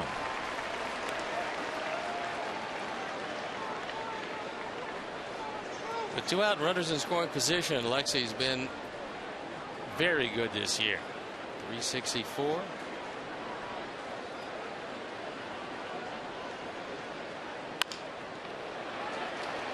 And that's going to end the inning. So we have a threat. Can't do anything with it. We're halfway home, leading 2-0.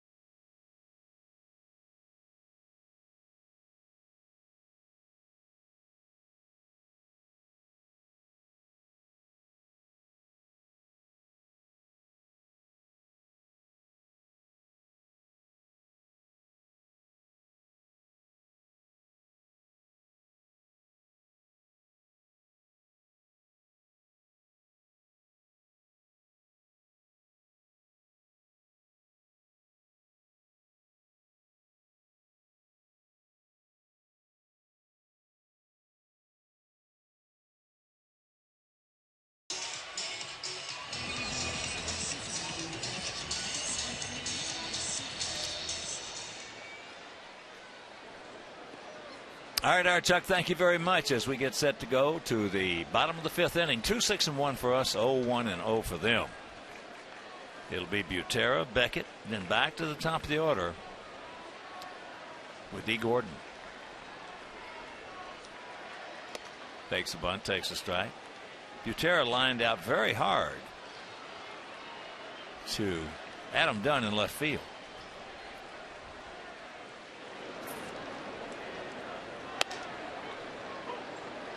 Oh, and 2.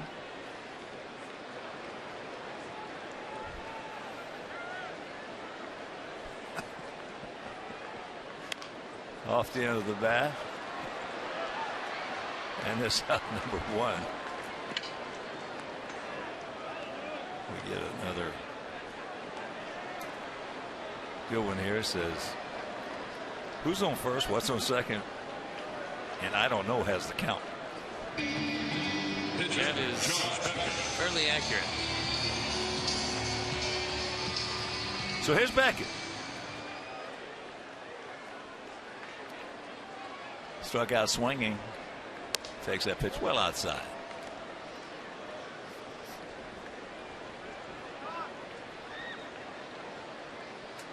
Some other scores for you. San Diego beat Pittsburgh 3-2.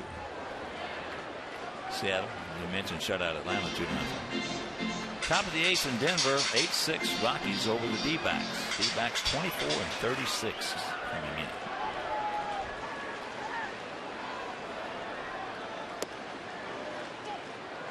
One and 2.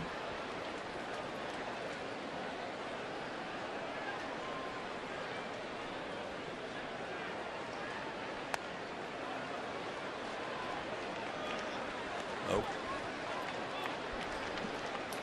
He gone. Route number 2. Sox fans, all season long, you score with Papa John's Pizza. When the Sox score 5 or more runs, you get 50% off your entire online order at papajohns.com with the promo code SOX5 the following day. So better ingredients, better pizza, Papa John's.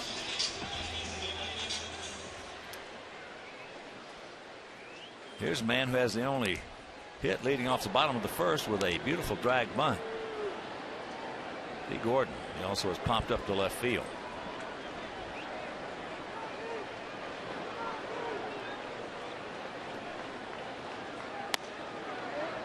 Didn't really say as Beckett struck out. Yankees were leading Oakland 4-0. A's came back and beat them 7-4. Line shot. That's a hang Wolf'em. And it's a 1-2-3 inning. We'll go to the sixth, leading 2-0.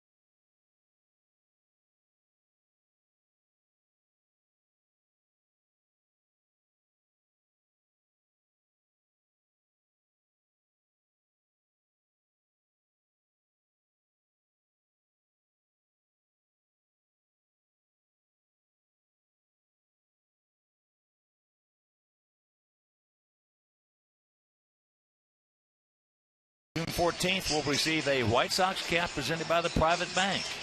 The Private Bank we solve for X, so purchase your tickets today by visiting whitesox.com or calling 866-SOX-GAME. That is Saturday, June 14th, first 20,000 fans. White Sox cap presented by Private Bank. Diaza. Alejandro 1 for 2, now make it 2 for 3. He also has a stolen base. Well, probably because he showed bunt last time. Turner was in at third base, and that allowed him to just punch the ball over his head.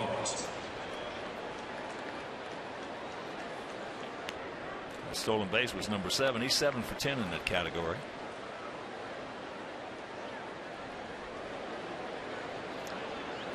And there's Tyler.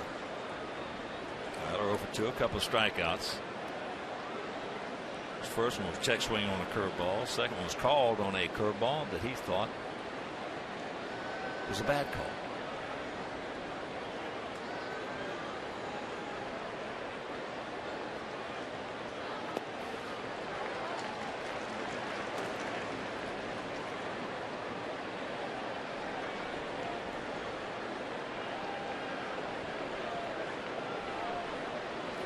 This is Alejandro's first multi-hit game since May 9th.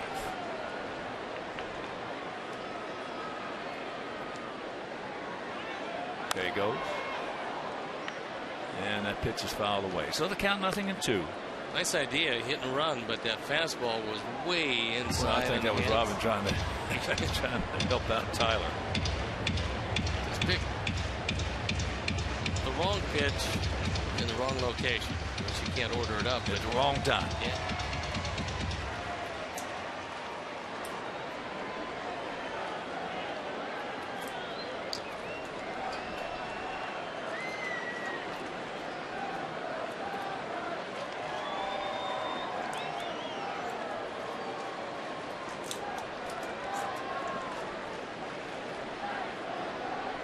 Sox about hit the Dodgers 7-1.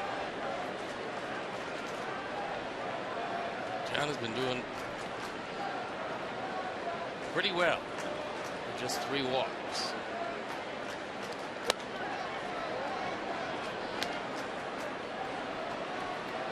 Show me fastball. Away.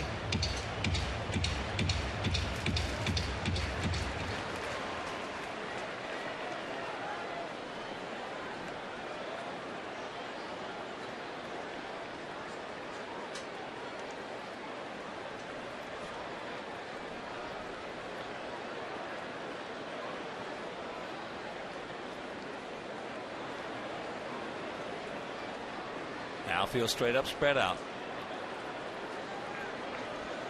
Sox trying to take the rubber match of this 3-game set. They won the opener 5-2 behind Clayton Kershaw.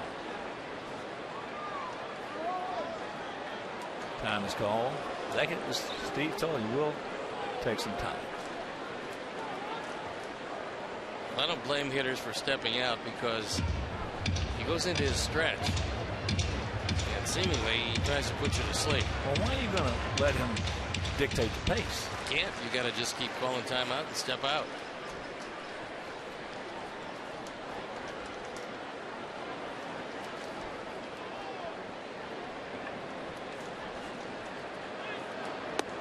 There he goes. There's the throw. He's gone.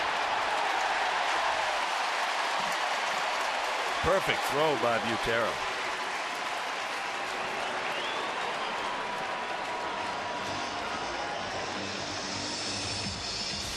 Time he got a good pitch to throw. It's a high curveball, and he puts it right on the money.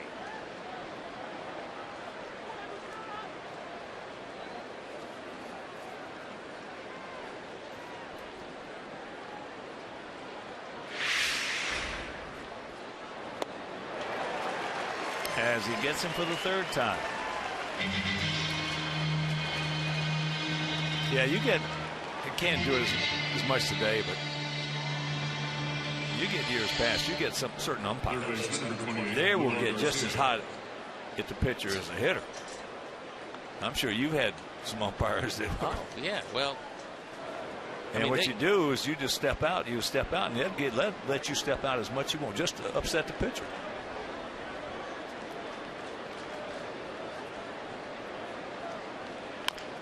Leary has homered and walked.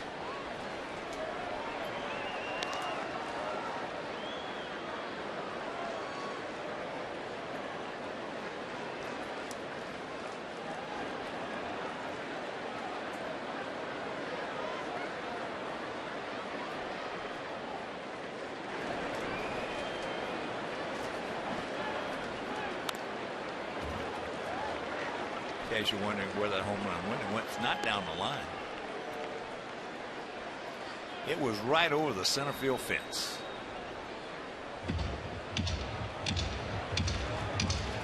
And a big smile on his face as he crossed the plate. First major league home run. Looking right at Johnny Danks. Look at this.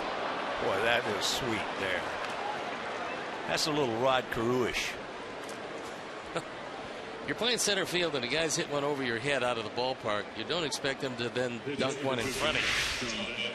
But this is a good job of protection by Leary. This is a straight change and a good pitch by Beckett. He kept it down. Yeah. But in case some youngsters don't know who Rod Carew was, he was like a 7-time American League batting champion. So here's Johnny.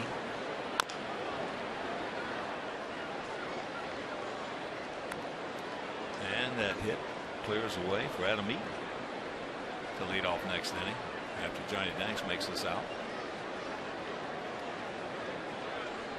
Come on, Johnny, prove me wrong.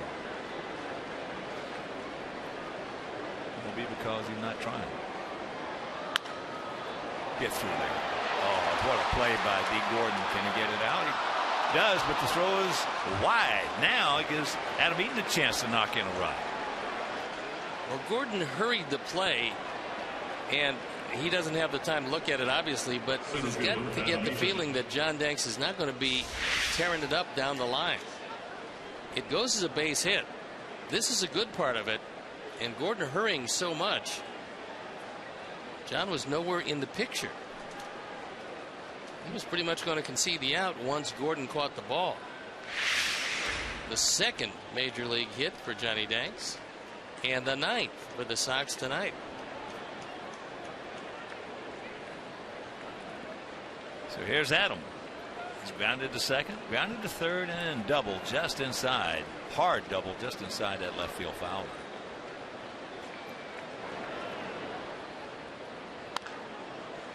Out in front of that breaking ball, yanks it foul.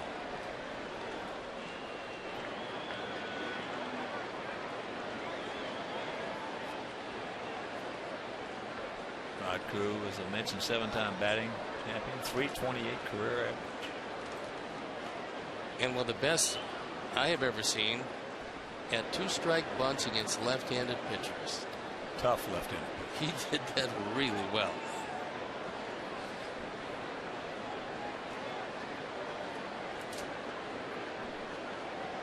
Brandon Lee throwing in the bullpen. Now, Beckett wants another little confab.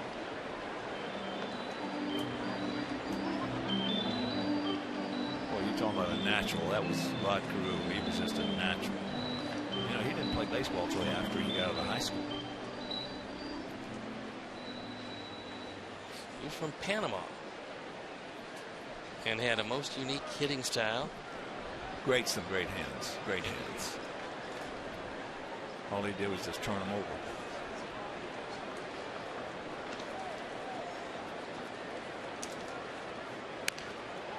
Curve ball out in front. Beckett. And they get him, so he pitches out of it. He's stranding a couple of more. That's 8 we have left. And we're still leading 2-0.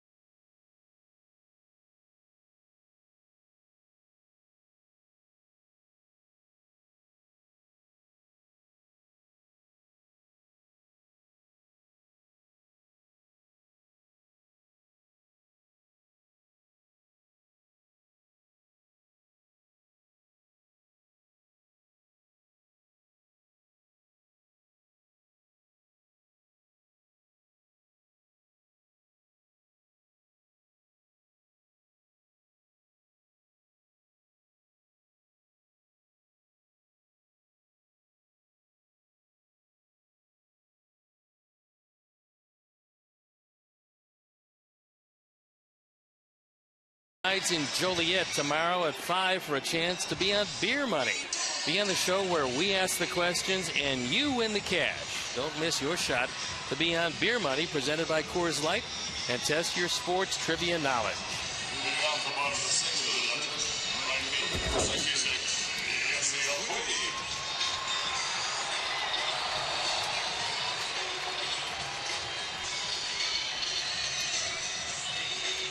So it'll be Puig, Ramirez, and Gonzalez face Johnny Danks. Well, one of the big problems as your starting pitcher is starting to pile up the pitches, and you've had a number of opportunities to put away Beckett and haven't. It's still just a 2-0 game, and the Dodgers very much still in it despite being out hit 9-1. Puig is 0 for 1 with a walk. Tried to bunt his first at bat and popped it up.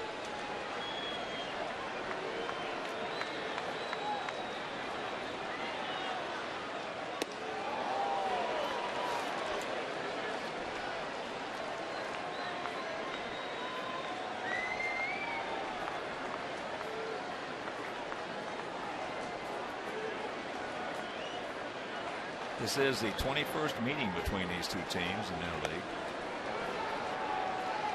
In the first 20, Sox have won 13 of them. They have played 11 here, and Sox have won 6 of them. Well, they're very familiar with this ball club because sharing the same facility in spring training, you get a chance to see them more than you'd see anybody else.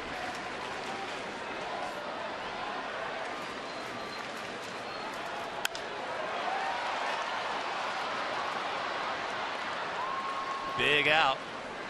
Lead man down.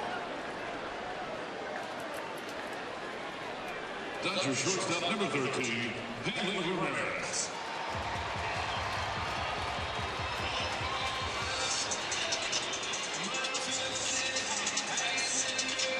So here's Hanley Ramirez, a walk and a fly out fairly deep to left center.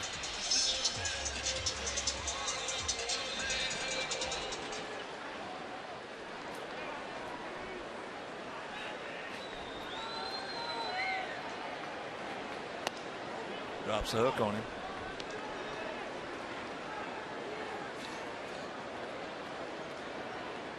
John has done that in a whole lot of his games. He's kept that curveball in his back pocket till usually the 4th, 5th, 6th innings. He doesn't throw it very much early. Those are some pretty impressive numbers. Just the one hit, and that was a bunt.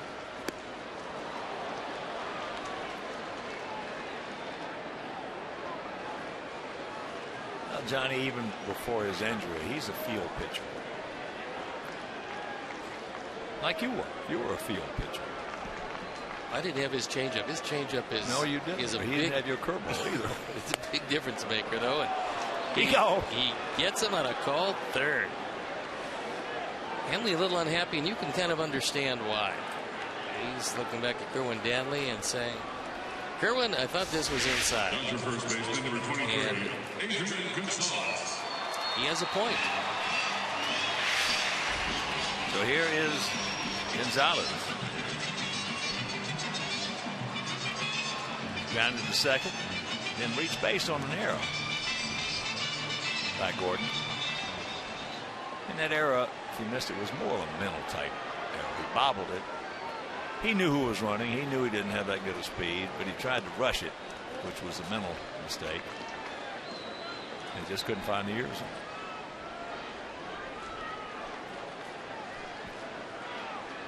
Road interleague play for Johnny Danks, 5-1 with an ERA just below 2.5.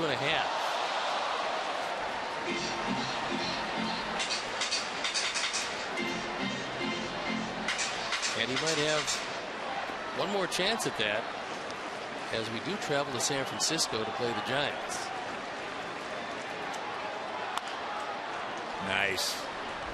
Nice inning. We're into the 7th. We lead it 2-0.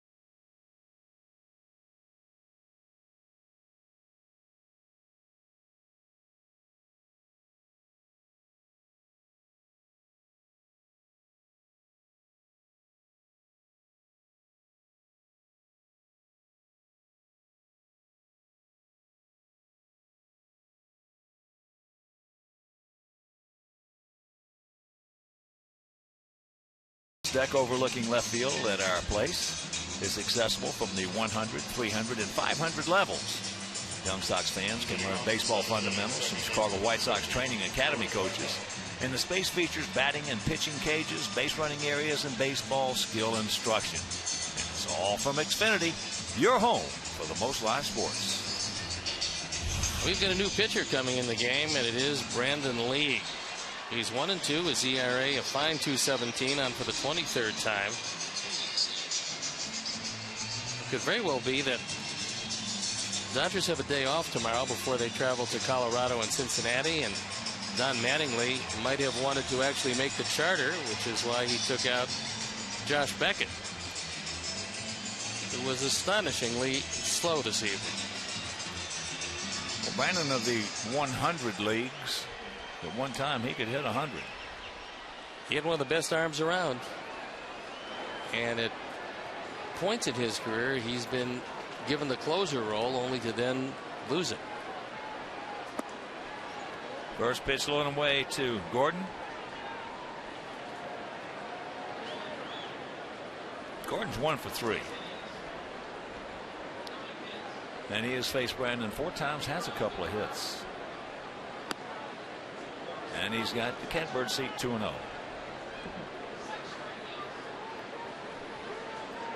Beckett went 6 innings, gave up 2 runs on 9 hits with a couple of walks, 1 intentional, and 6 strikeouts. Slowly hit, little two-hopper, picked up, little bobble, but he recovers, finds the ears, and throws him out.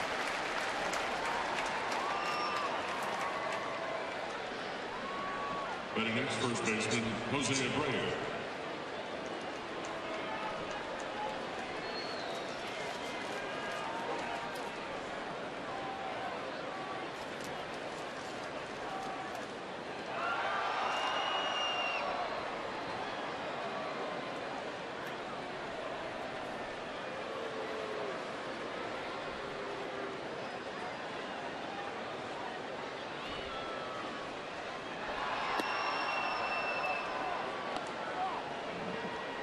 Abreu has doubled, hit into a 6-4 fielder's choice, and walked.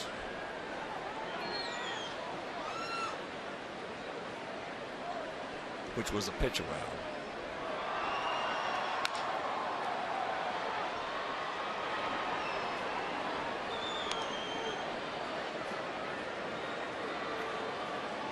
Dodgers have had some problems with their bullpen.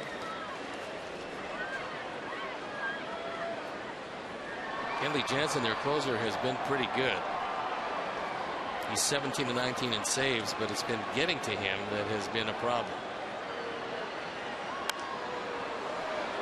Got that in on the fist at 94.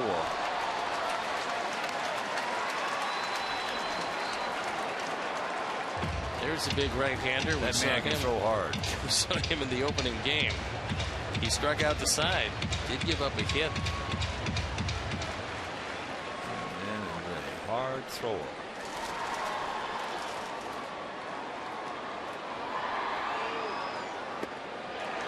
As he gets him, 2 down.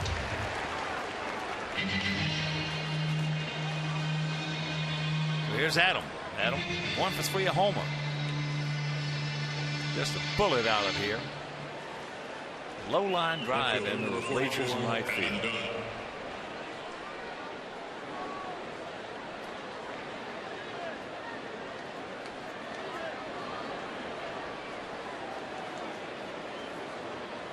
Adam has faced Brandon twice, and he has 1 hit.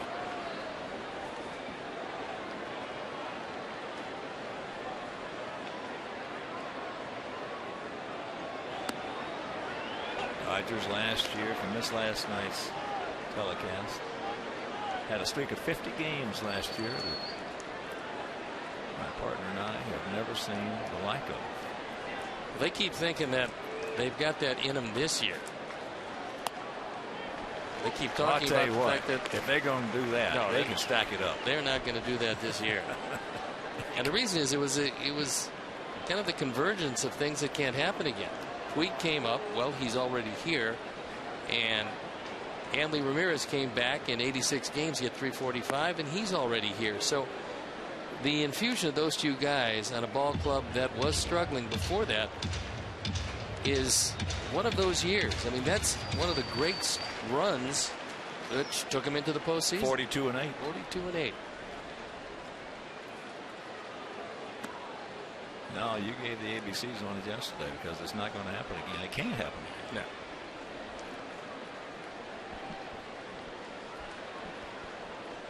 No. Although,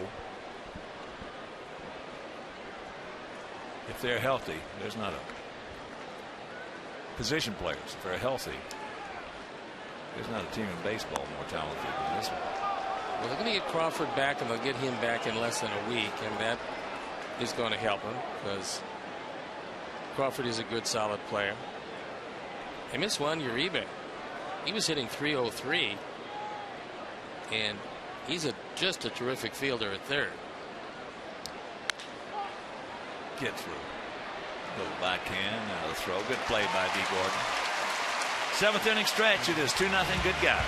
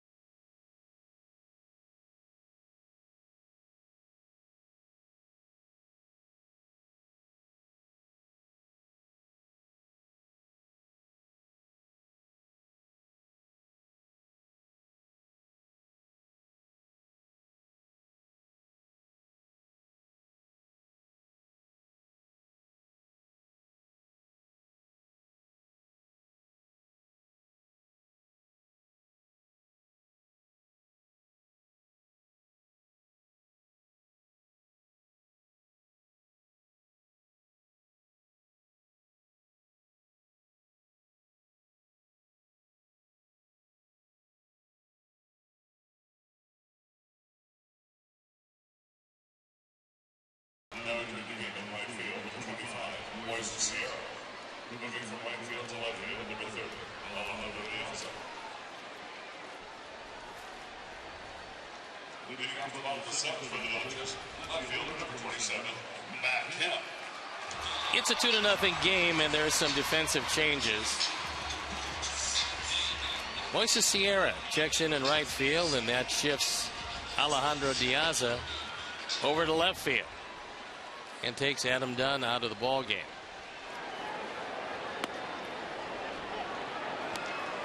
You know, one of the big things that Abreu brings to this lineup is a huge asset to this club. I'm not talking about the home runs and the RBIs. That's obvious. But I'm talking about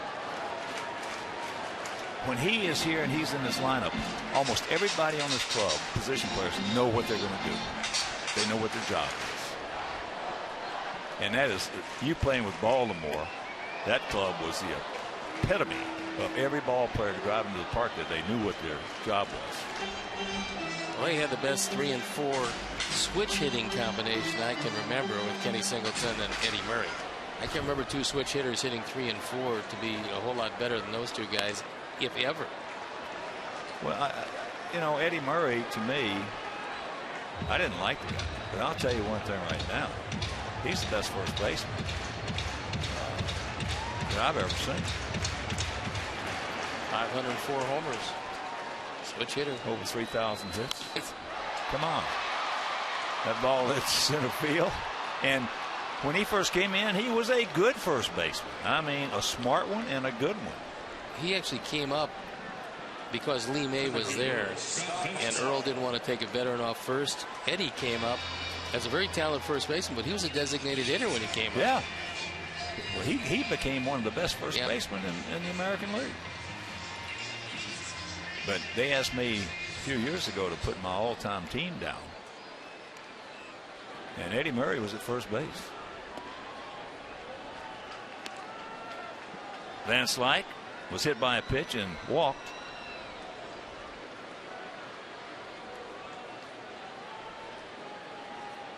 And the reason I didn't like Eddie Murray was the fact that he beat us all the time. He beat a lot of folks. Yeah, he did. That's the biggest compliment you can pay somebody. Now there is a shift on Van Slyke. In the meantime, Johnny's thrown over 86 pitches. And he's in the 7th with 1 out. Well, his control tonight has been up to this point. As he hits him again, he didn't want to do that as soon as I mentioned it. But his control up to this point has been really good. And he spotted the inside fastball extremely well tonight, especially with 2 strikes. There you can see he's kept it to a minimum to this point. But in a 2-run game, put man on, you face the tying run. And that's in the person of Justin Turner.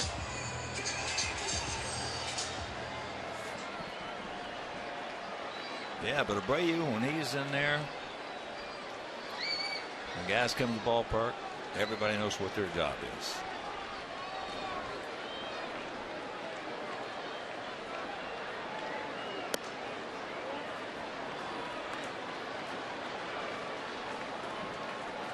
The pen up and going, and it's Jake Petrichka.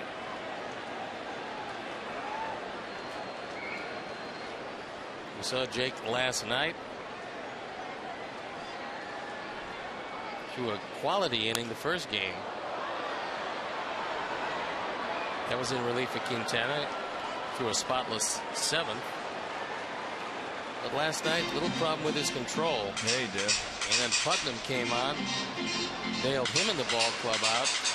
And Belisario came on with the best stuff we've seen him have all year. Yeah. 96, 97, 3 ground balls to Gordon Beckham, and a save and out of the inning. There he drops the hook on him. And there's Ronald, who was pretty psyched up against his former team.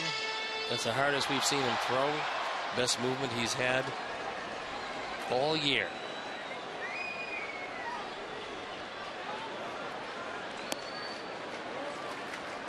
Turns that one over, that changeup. Misses low and away, too far to bite.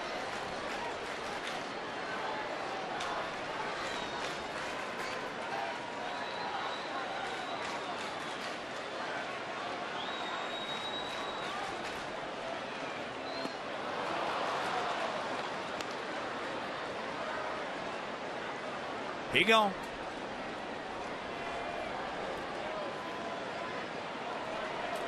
And you can join the 2014 Sox Pride Club for members-only ticket opportunities, game day audio, membership gifts, and other exclusive perks throughout the season, all for just $29.95. Go visit SoxPride.club to join today.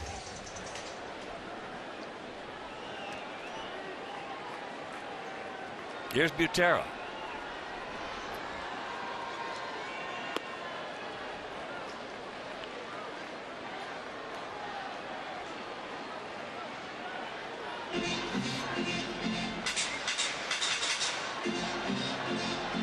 Dodgers do have one very good left-hand pinch hitter on that bench, and we probably will see him, and that's Andre Ethier.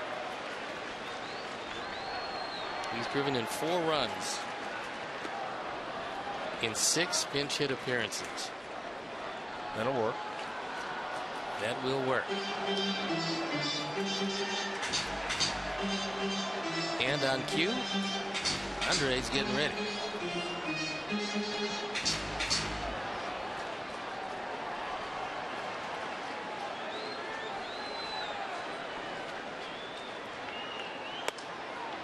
There's a strike. And the count 2-1.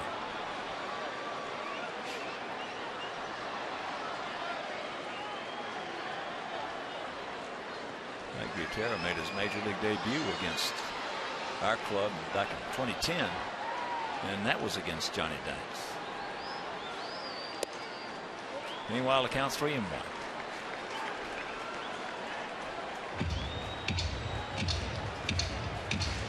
No walks, Johnny.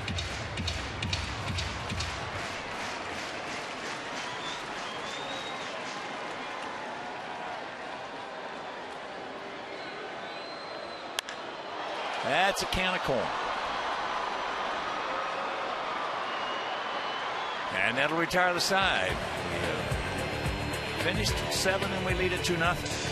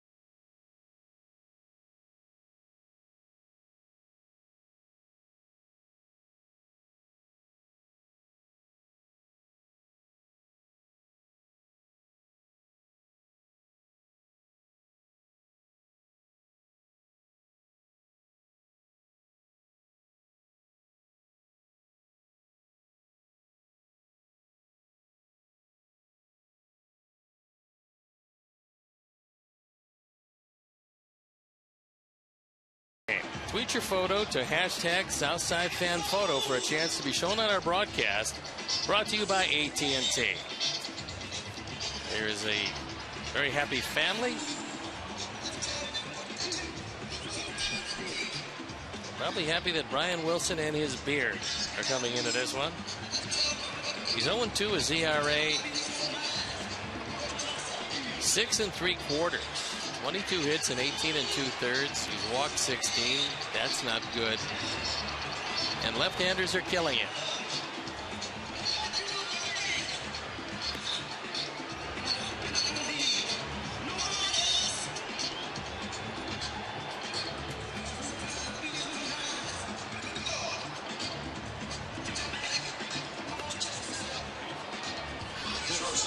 Very interesting hair choices for Brian.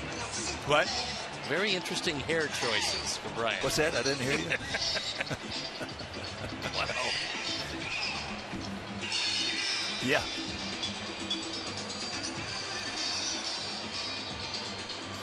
Alexei will start us off here in the top of the 8th inning. Twice he has grounded to short. Once he has struck out.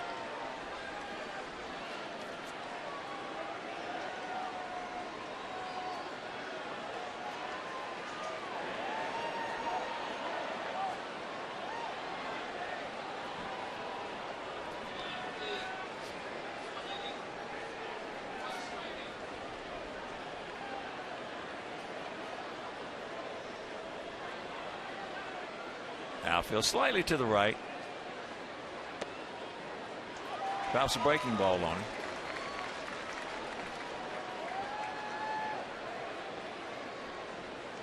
Oh, and this guy was with the Giants. They used to love to watch him. He had overwhelming stuff. Oh, when yeah. he He just Giants. overpowered guys. He was one of those guys that just said, all right, boys, here it is. See what you can do with it. That was a couple of arm injuries ago. But for a while, he was absolutely unhittable.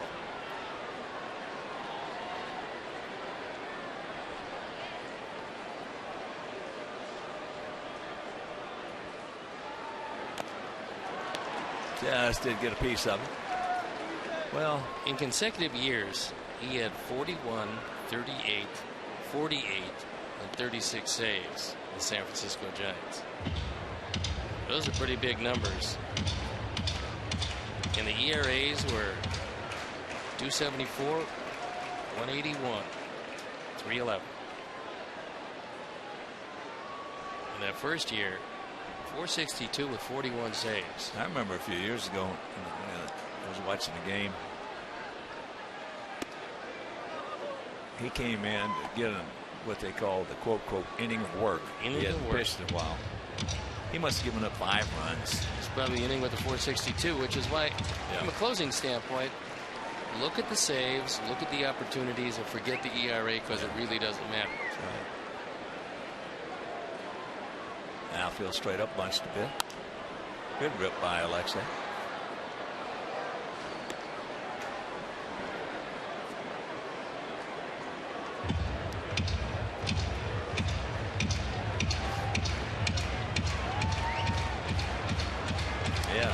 Finish it in.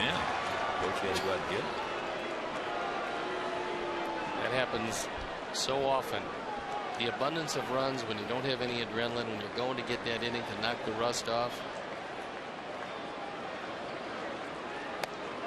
Close. 2-2. But again, that's part of having the will to win. Is you can't call it up. Cue, all the time. It just has to be there.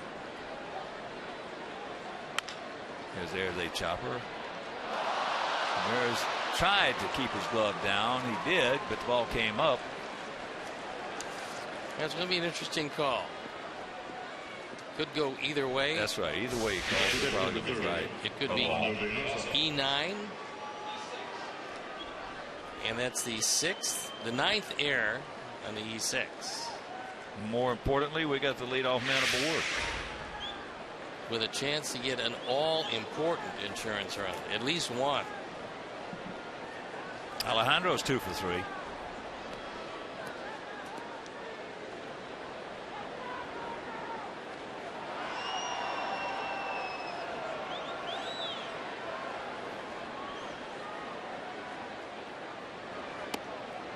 Good pitch down and in.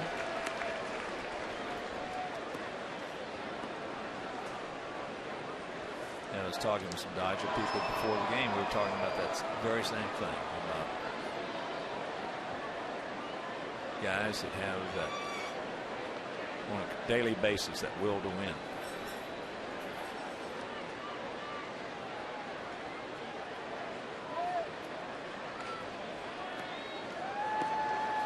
Last year we ran a little short on that. This year we got an abundance of it. Our kids won't quit.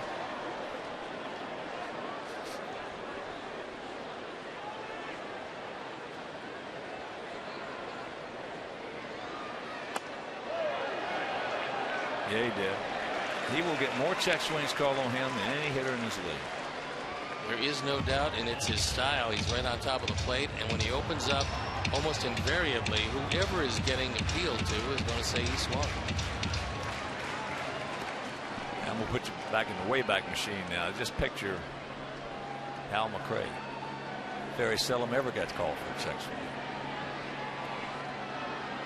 Because he was off the plate, way off the plate, went into the ball, and he just turned away from it. There was no checking of the swing.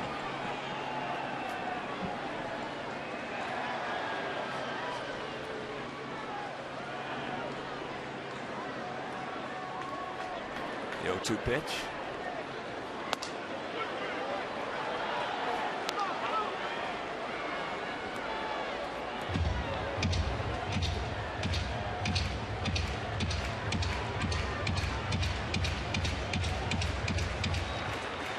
Two 9-1 for us. 0-1 and 1 for them.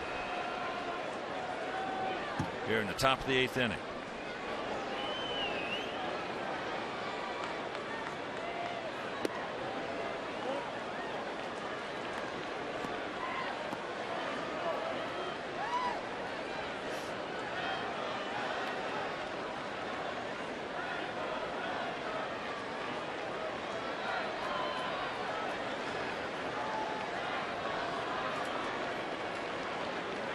Big gap out there in right center if he can find it. Strike him out. And the throw him out. Quickly 2 gone. Gutierrez had a pretty good night throwing the baseball. He hasn't stole a base on him, and then he's cut down the next 2 would-be base stealers.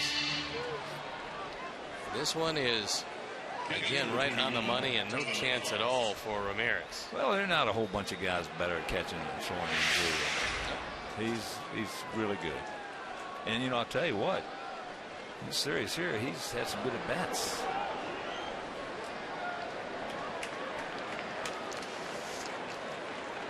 Hit that vicious line drive to left field, his first one tonight. Yeah, that is mezzanine souvenir.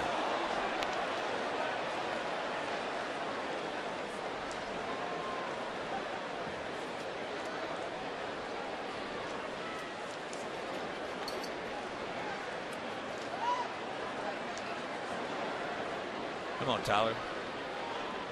Light him. And very quickly to count 0-2.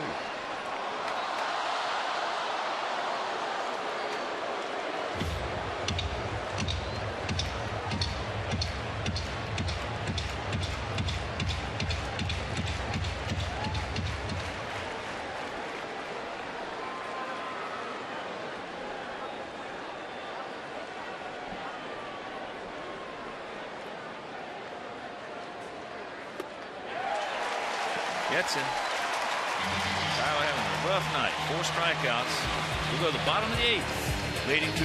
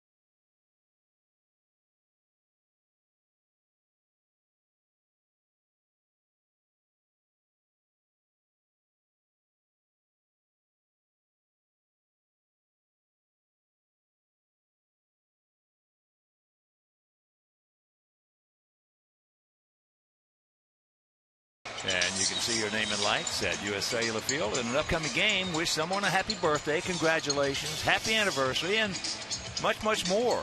All proceeds benefit White Sox charities. So visit whitesocks.com/scoreboard to sign up. That's Jeff Chanel and his crew. And Sean Figgins comes on to pinch hit. He started the 2 previous games, had a hit in each. He's a better left-hand hitter than a right-hand hitter, but it's as a right-hand hitter that he will face Johnny Danks, who is still in the ball game. And we have 2 runs on 9 hits, 1 error. They have no runs on 1 hit, 1 error. I think John would be out there on a fairly short leash at 97 pitches and the bullpen up and going. And the corner's in close.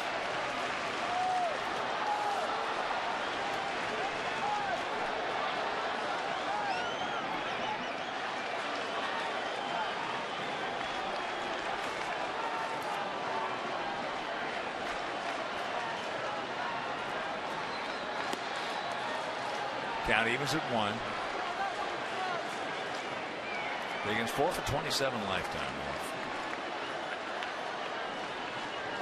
Johnny Danks.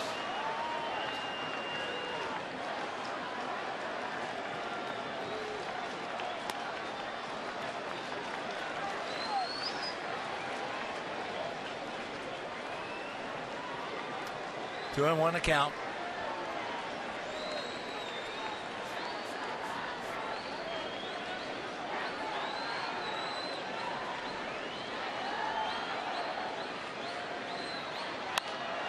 That evens it up. I think John's just going to see Biggins and Gordon and get the hearty handshake.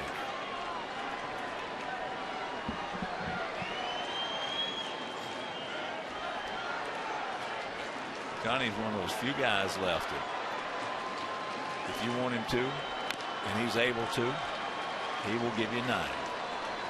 Well, early in this ball game, Herm Snyder and Robin saw something they didn't like. And they went out there very early to talk with him, and it looked for a moment like he might be forced to leave the game, but he convinced him that he was indeed 100%. That's hard to foul. And the average attendance is going to drop tonight. It's because they way have down. Only 45,540 in attendance. The average is 45,754.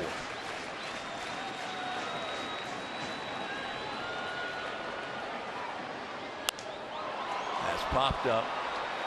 Sierra. And that's a big out.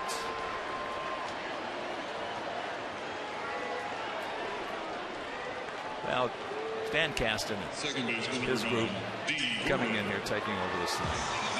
They've turned it around. There's no question about that. Ned Colletti doing the job. He told him, Ned, go out and get it done, buddy. They got a lot of excitement in this city, and they have a lot of talent in the highest payroll ever by a major league team. But they're trailing a very good club at the top of the standings, and that's San Francisco. Giants won tonight 3-2 against Cincinnati, and that runs their record to 38-21. If the Dodgers lose tonight, they'll be 8 games back. D. Gordon didn't get it, and the count 0-2. D. That bunt single leading off the bottom of the first inning. And this is it. Little did we know at this point that would be the lone hit into the 8th. That's a fair ball. That'll be a double. There's an example of exactly why they want D. Gordon to consistently hit the ball on the ground. Because when he does that, many times it turns into gold, and this turned into a double, and he's got the only 2 Dodger hits.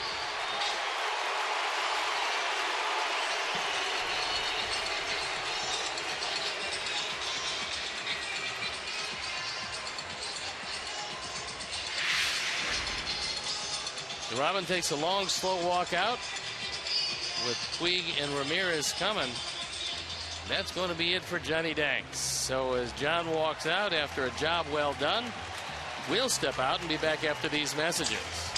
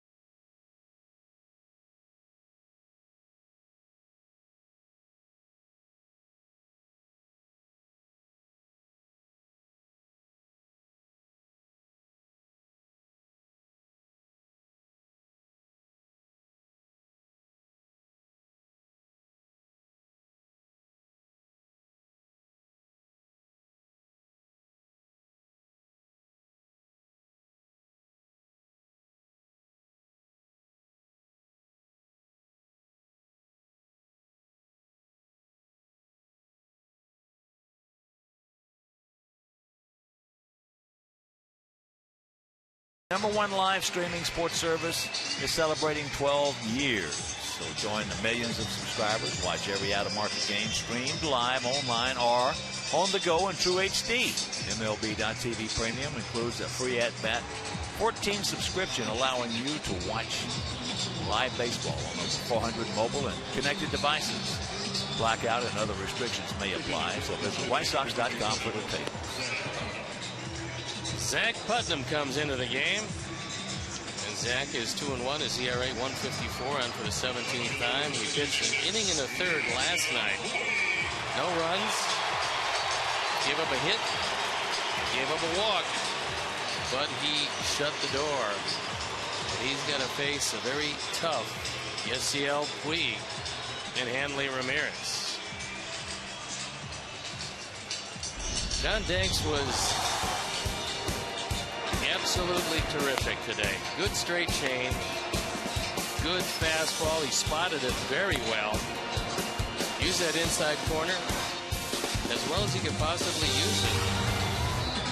And took it 7 1/3 before giving way, only surrendering the 2 hits, the bunt, and the slap double by Gordon. Puig is 0 for 2 with a walk.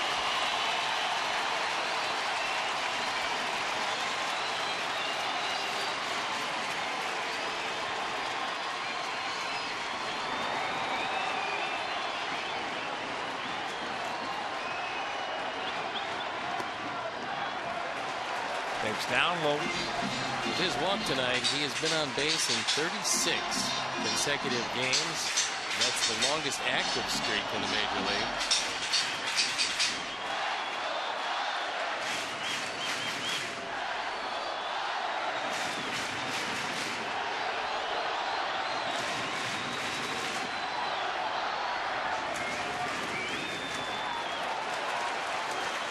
And a count 2-0. Hanley Ramirez on deck.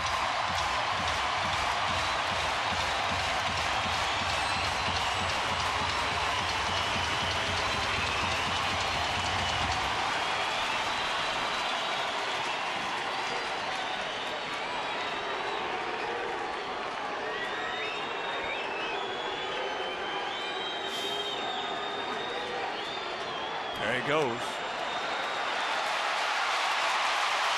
Nobody even close to him out there second. So they just give him with 1 out, third base. And that is 35 of them.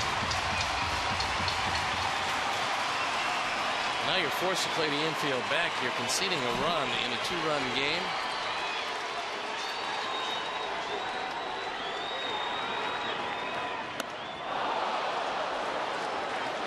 Two and two. Better fastballs that Zach has thrown. He got up to 90 miles an hour and he put it on the outside corner.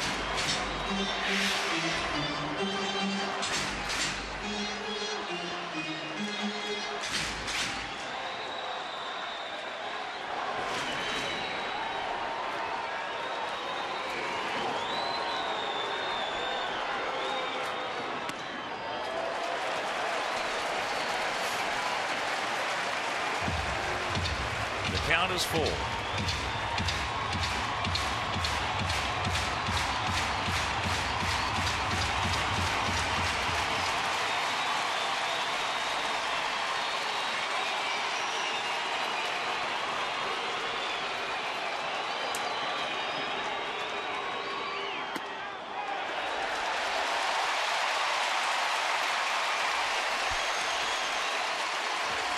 This one could have gone either way.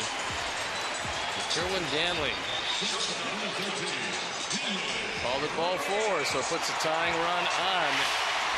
Now you really have to watch Puig closely, because he loves to get running starts.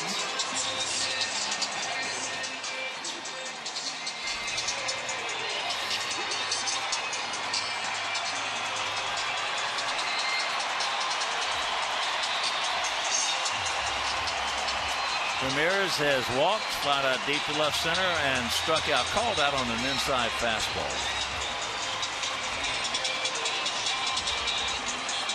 And Coop's going to come out.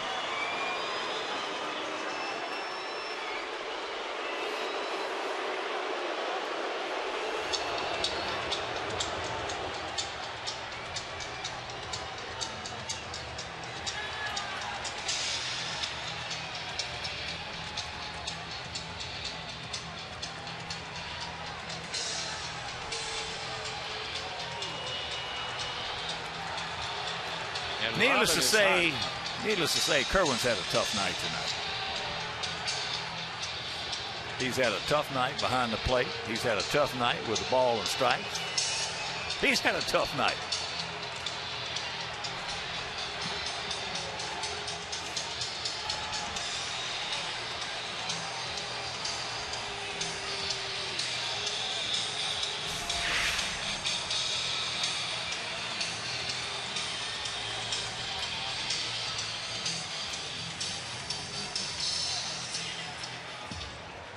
He threw Robin out of the game for telling him that the ball wasn't down.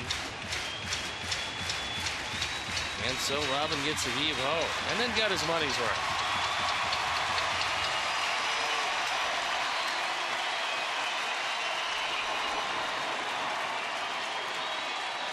Well, I think everybody that's watched this game knows nothing. They know what they saw. Yep. So runners at the corners, one out.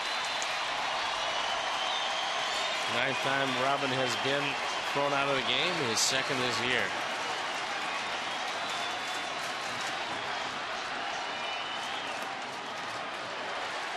Takes ball one. Puig, you mentioned, 5 for 9 in stolen bases. So now that just giving Gordon third opens up second base for Puig.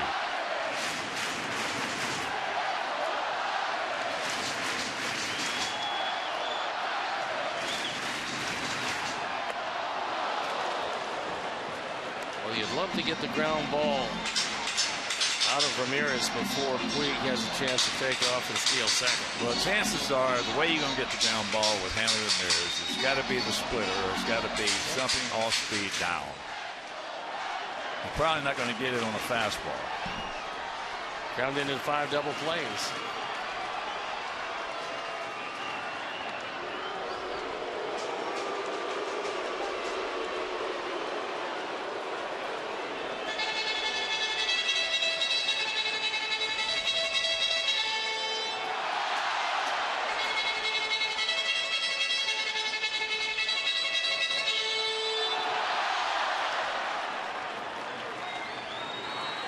Trouble here in the bottom of the 8th. And the count 1-2.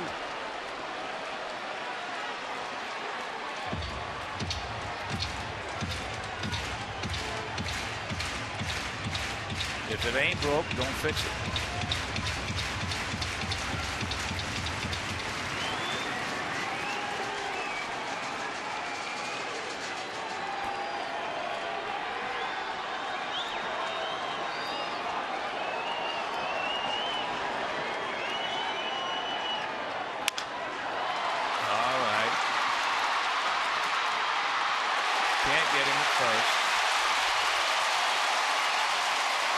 And I applaud Yasiel Puig. He could have taken Gordon into left field if he wanted to right there. That'll be number 33 for Hanley Ramirez. He was able to beat the play. It's yet another splitter away. Unfortunately, he hit it too softly.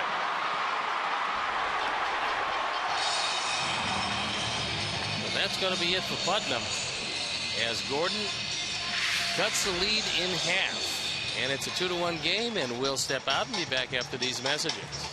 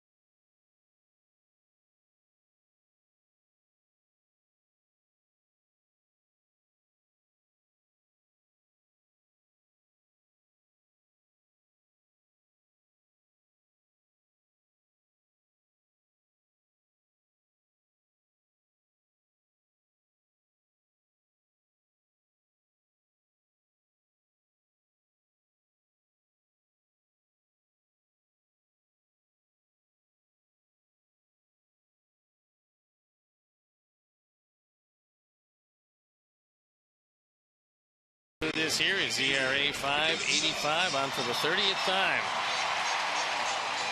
And with a tying run at first base, he's going to face Adrian Gonzalez.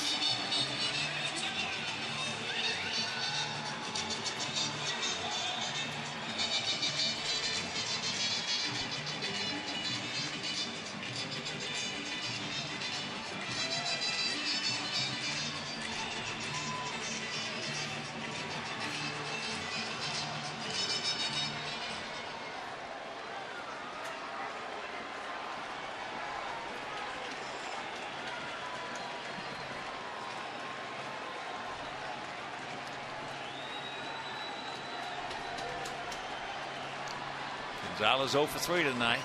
And the outfield is as deep all the way around as you would expect in a no double set.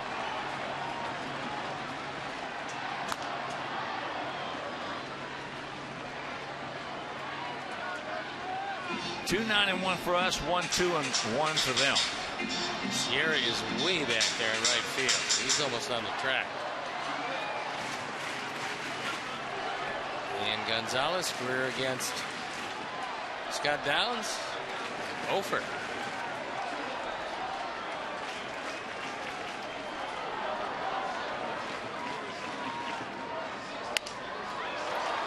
All right. That'll retire the side.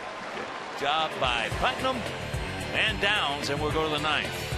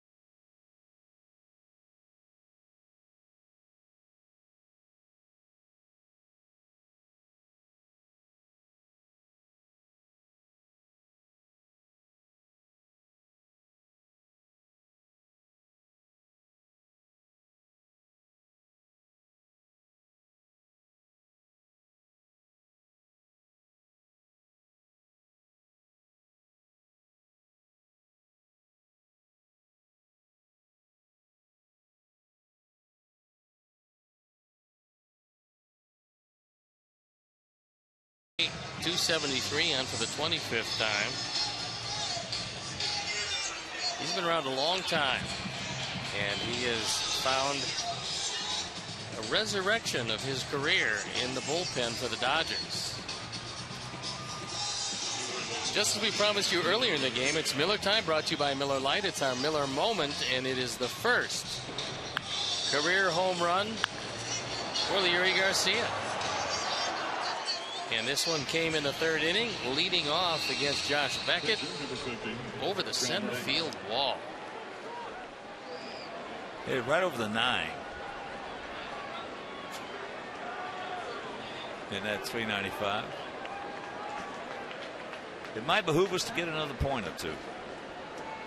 So Leury, who is homered, singled twice and walked, now 2 for 3. Paul Konerko is going to come on to pinch hit, something that he did last night in the 7th inning, and he drove one through the left side for a base hit.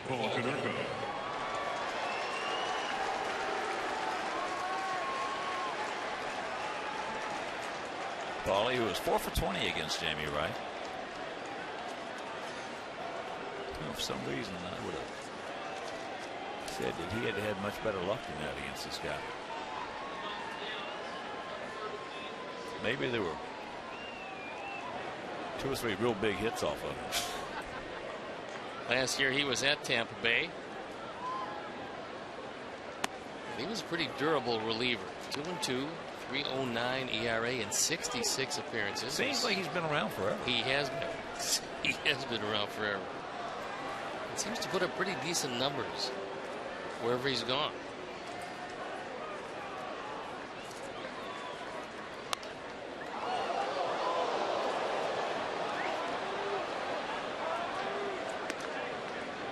One ball, 1 strike, 1 out here in the top of the 9th.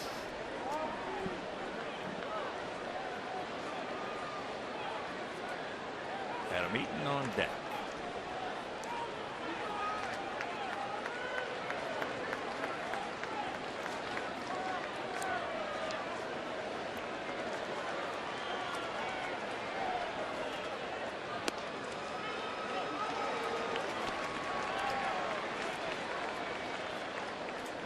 Jimmy Brake started his career with the Rockies in 1993 in their minor league system.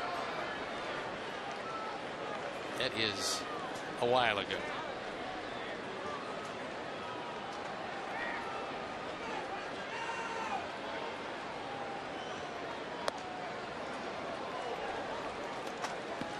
Played with Colorado, Milwaukee, St. Louis, Kansas City, back to Colorado, San Francisco, Texas, back to Kansas City, Cleveland, Seattle, Los Angeles, Tampa Bay, and Los Angeles again.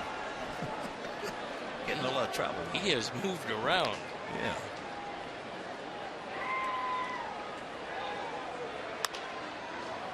Ground ball right side.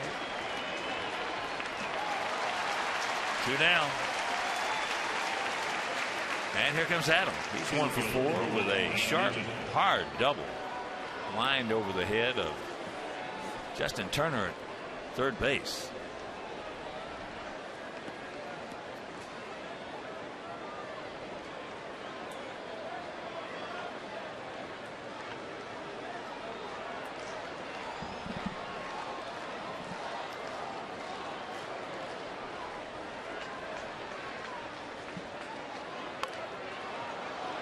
Stays fair. It's a hit, but it doesn't.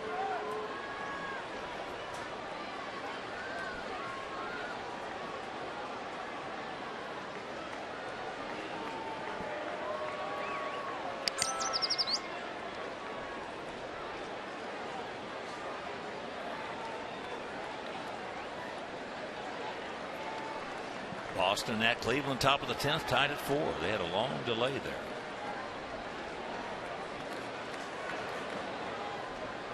I should say so. It's 5 after 1. That was a get off me ball swing. Yeah, it was.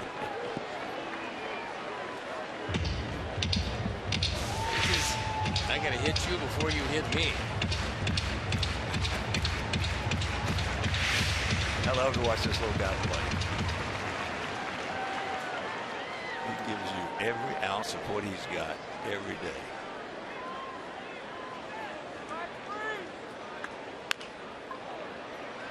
Backs up. Now just does get it. Good play. All right. We'll go to the bottom of the 9th. Kemp, Van Slyke, and Turner, the scheduled hitters.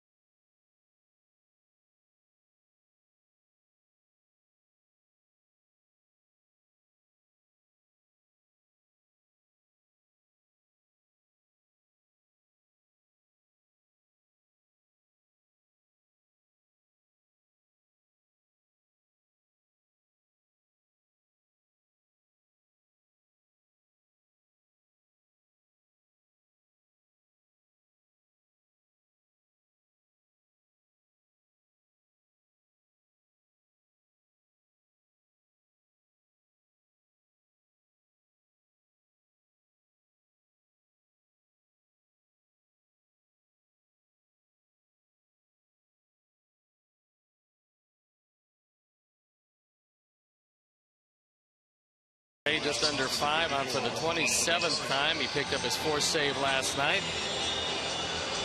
And if he can come in with anything close to the stuff he had last night, he's going to be in very good shape. Last night, he went through the middle of their order. Ethier, Puig, and Ramirez getting 3 harmless ground balls to second and nailed down the save. Matt Kemp.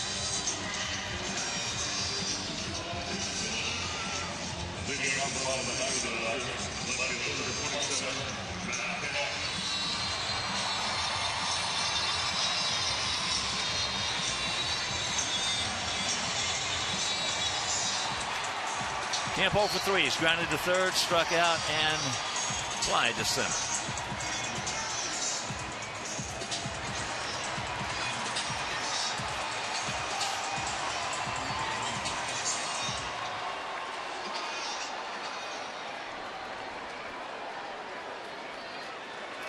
So here we go.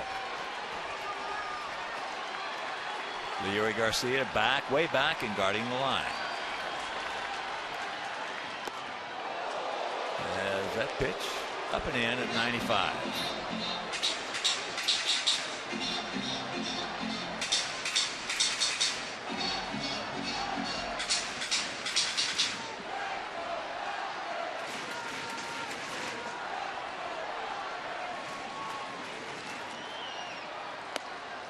Count evens at 1.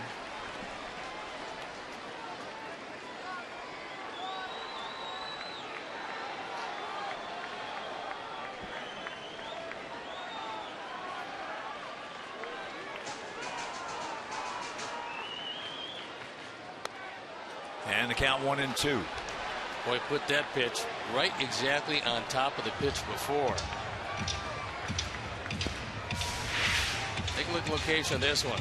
There's the 2, there's the 3 at 96.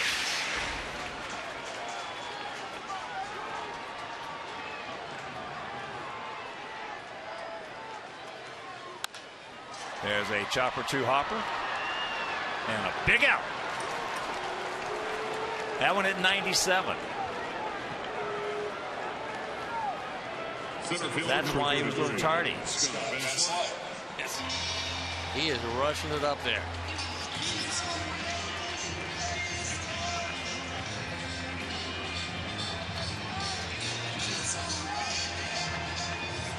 But it's like he's had a perfect night, and for some reason, Johnny Danks kept hitting him. Well, he's been to play 3 times with 1 walk. And Danks hit him twice. Takes first pitch strike. That one at 96.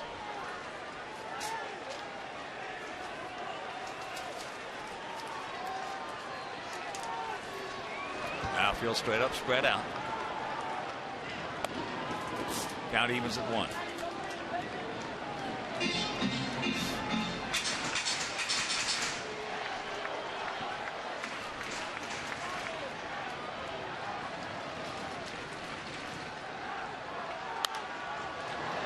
And now the count 1-2.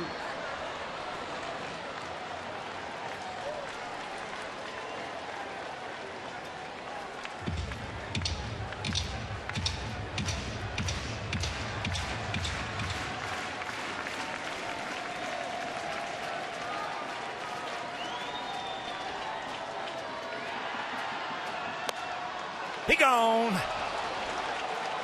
2 down. Pretty good pitch, and even though Van Slyke doesn't like the call, it was there. So 3 fastballs and then 1 of these.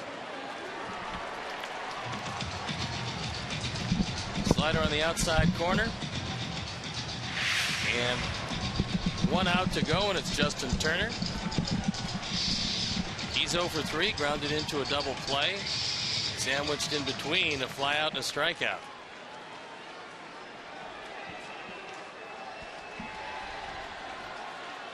Outfield slightly to the right, gap in left center.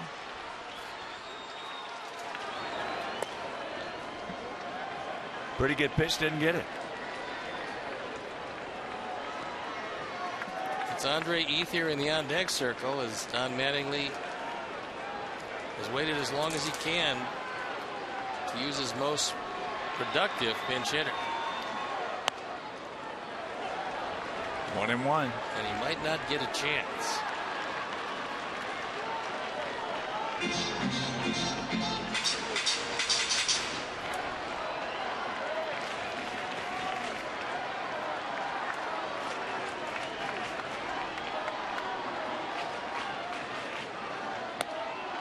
And the count 1-2.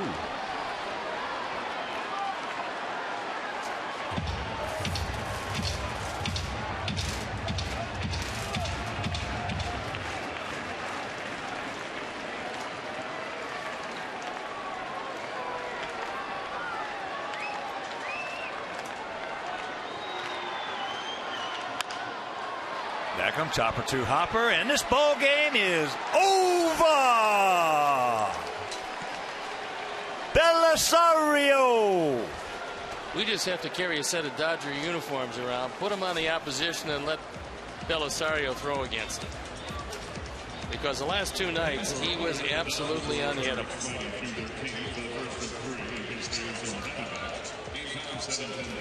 Oh, my goodness.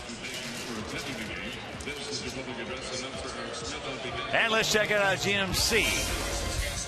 Professional grade player of the game it is. Our southpaw Johnny Danks. All he did was go 7 1/3, give up 1 run, 2 hits, 3 walks, 4 strikeouts. He's our GMC professional grade player of the game. So for my partner Steve Stone, our director Jim Angiu, our producer Mike Leary, our associate producer Dave Ross, our technical manager Mark Harper, for the mayor Mean Joe Groove, and also the executive producer Jim Corno Jr. And up here in the booth, Greg Prosser, Jumpin' Johnny the cameraman, Lee Gamble down in sound, and of course the inimitable JR John Reynolds. This is the Hawk. So long, everybody. Coming up.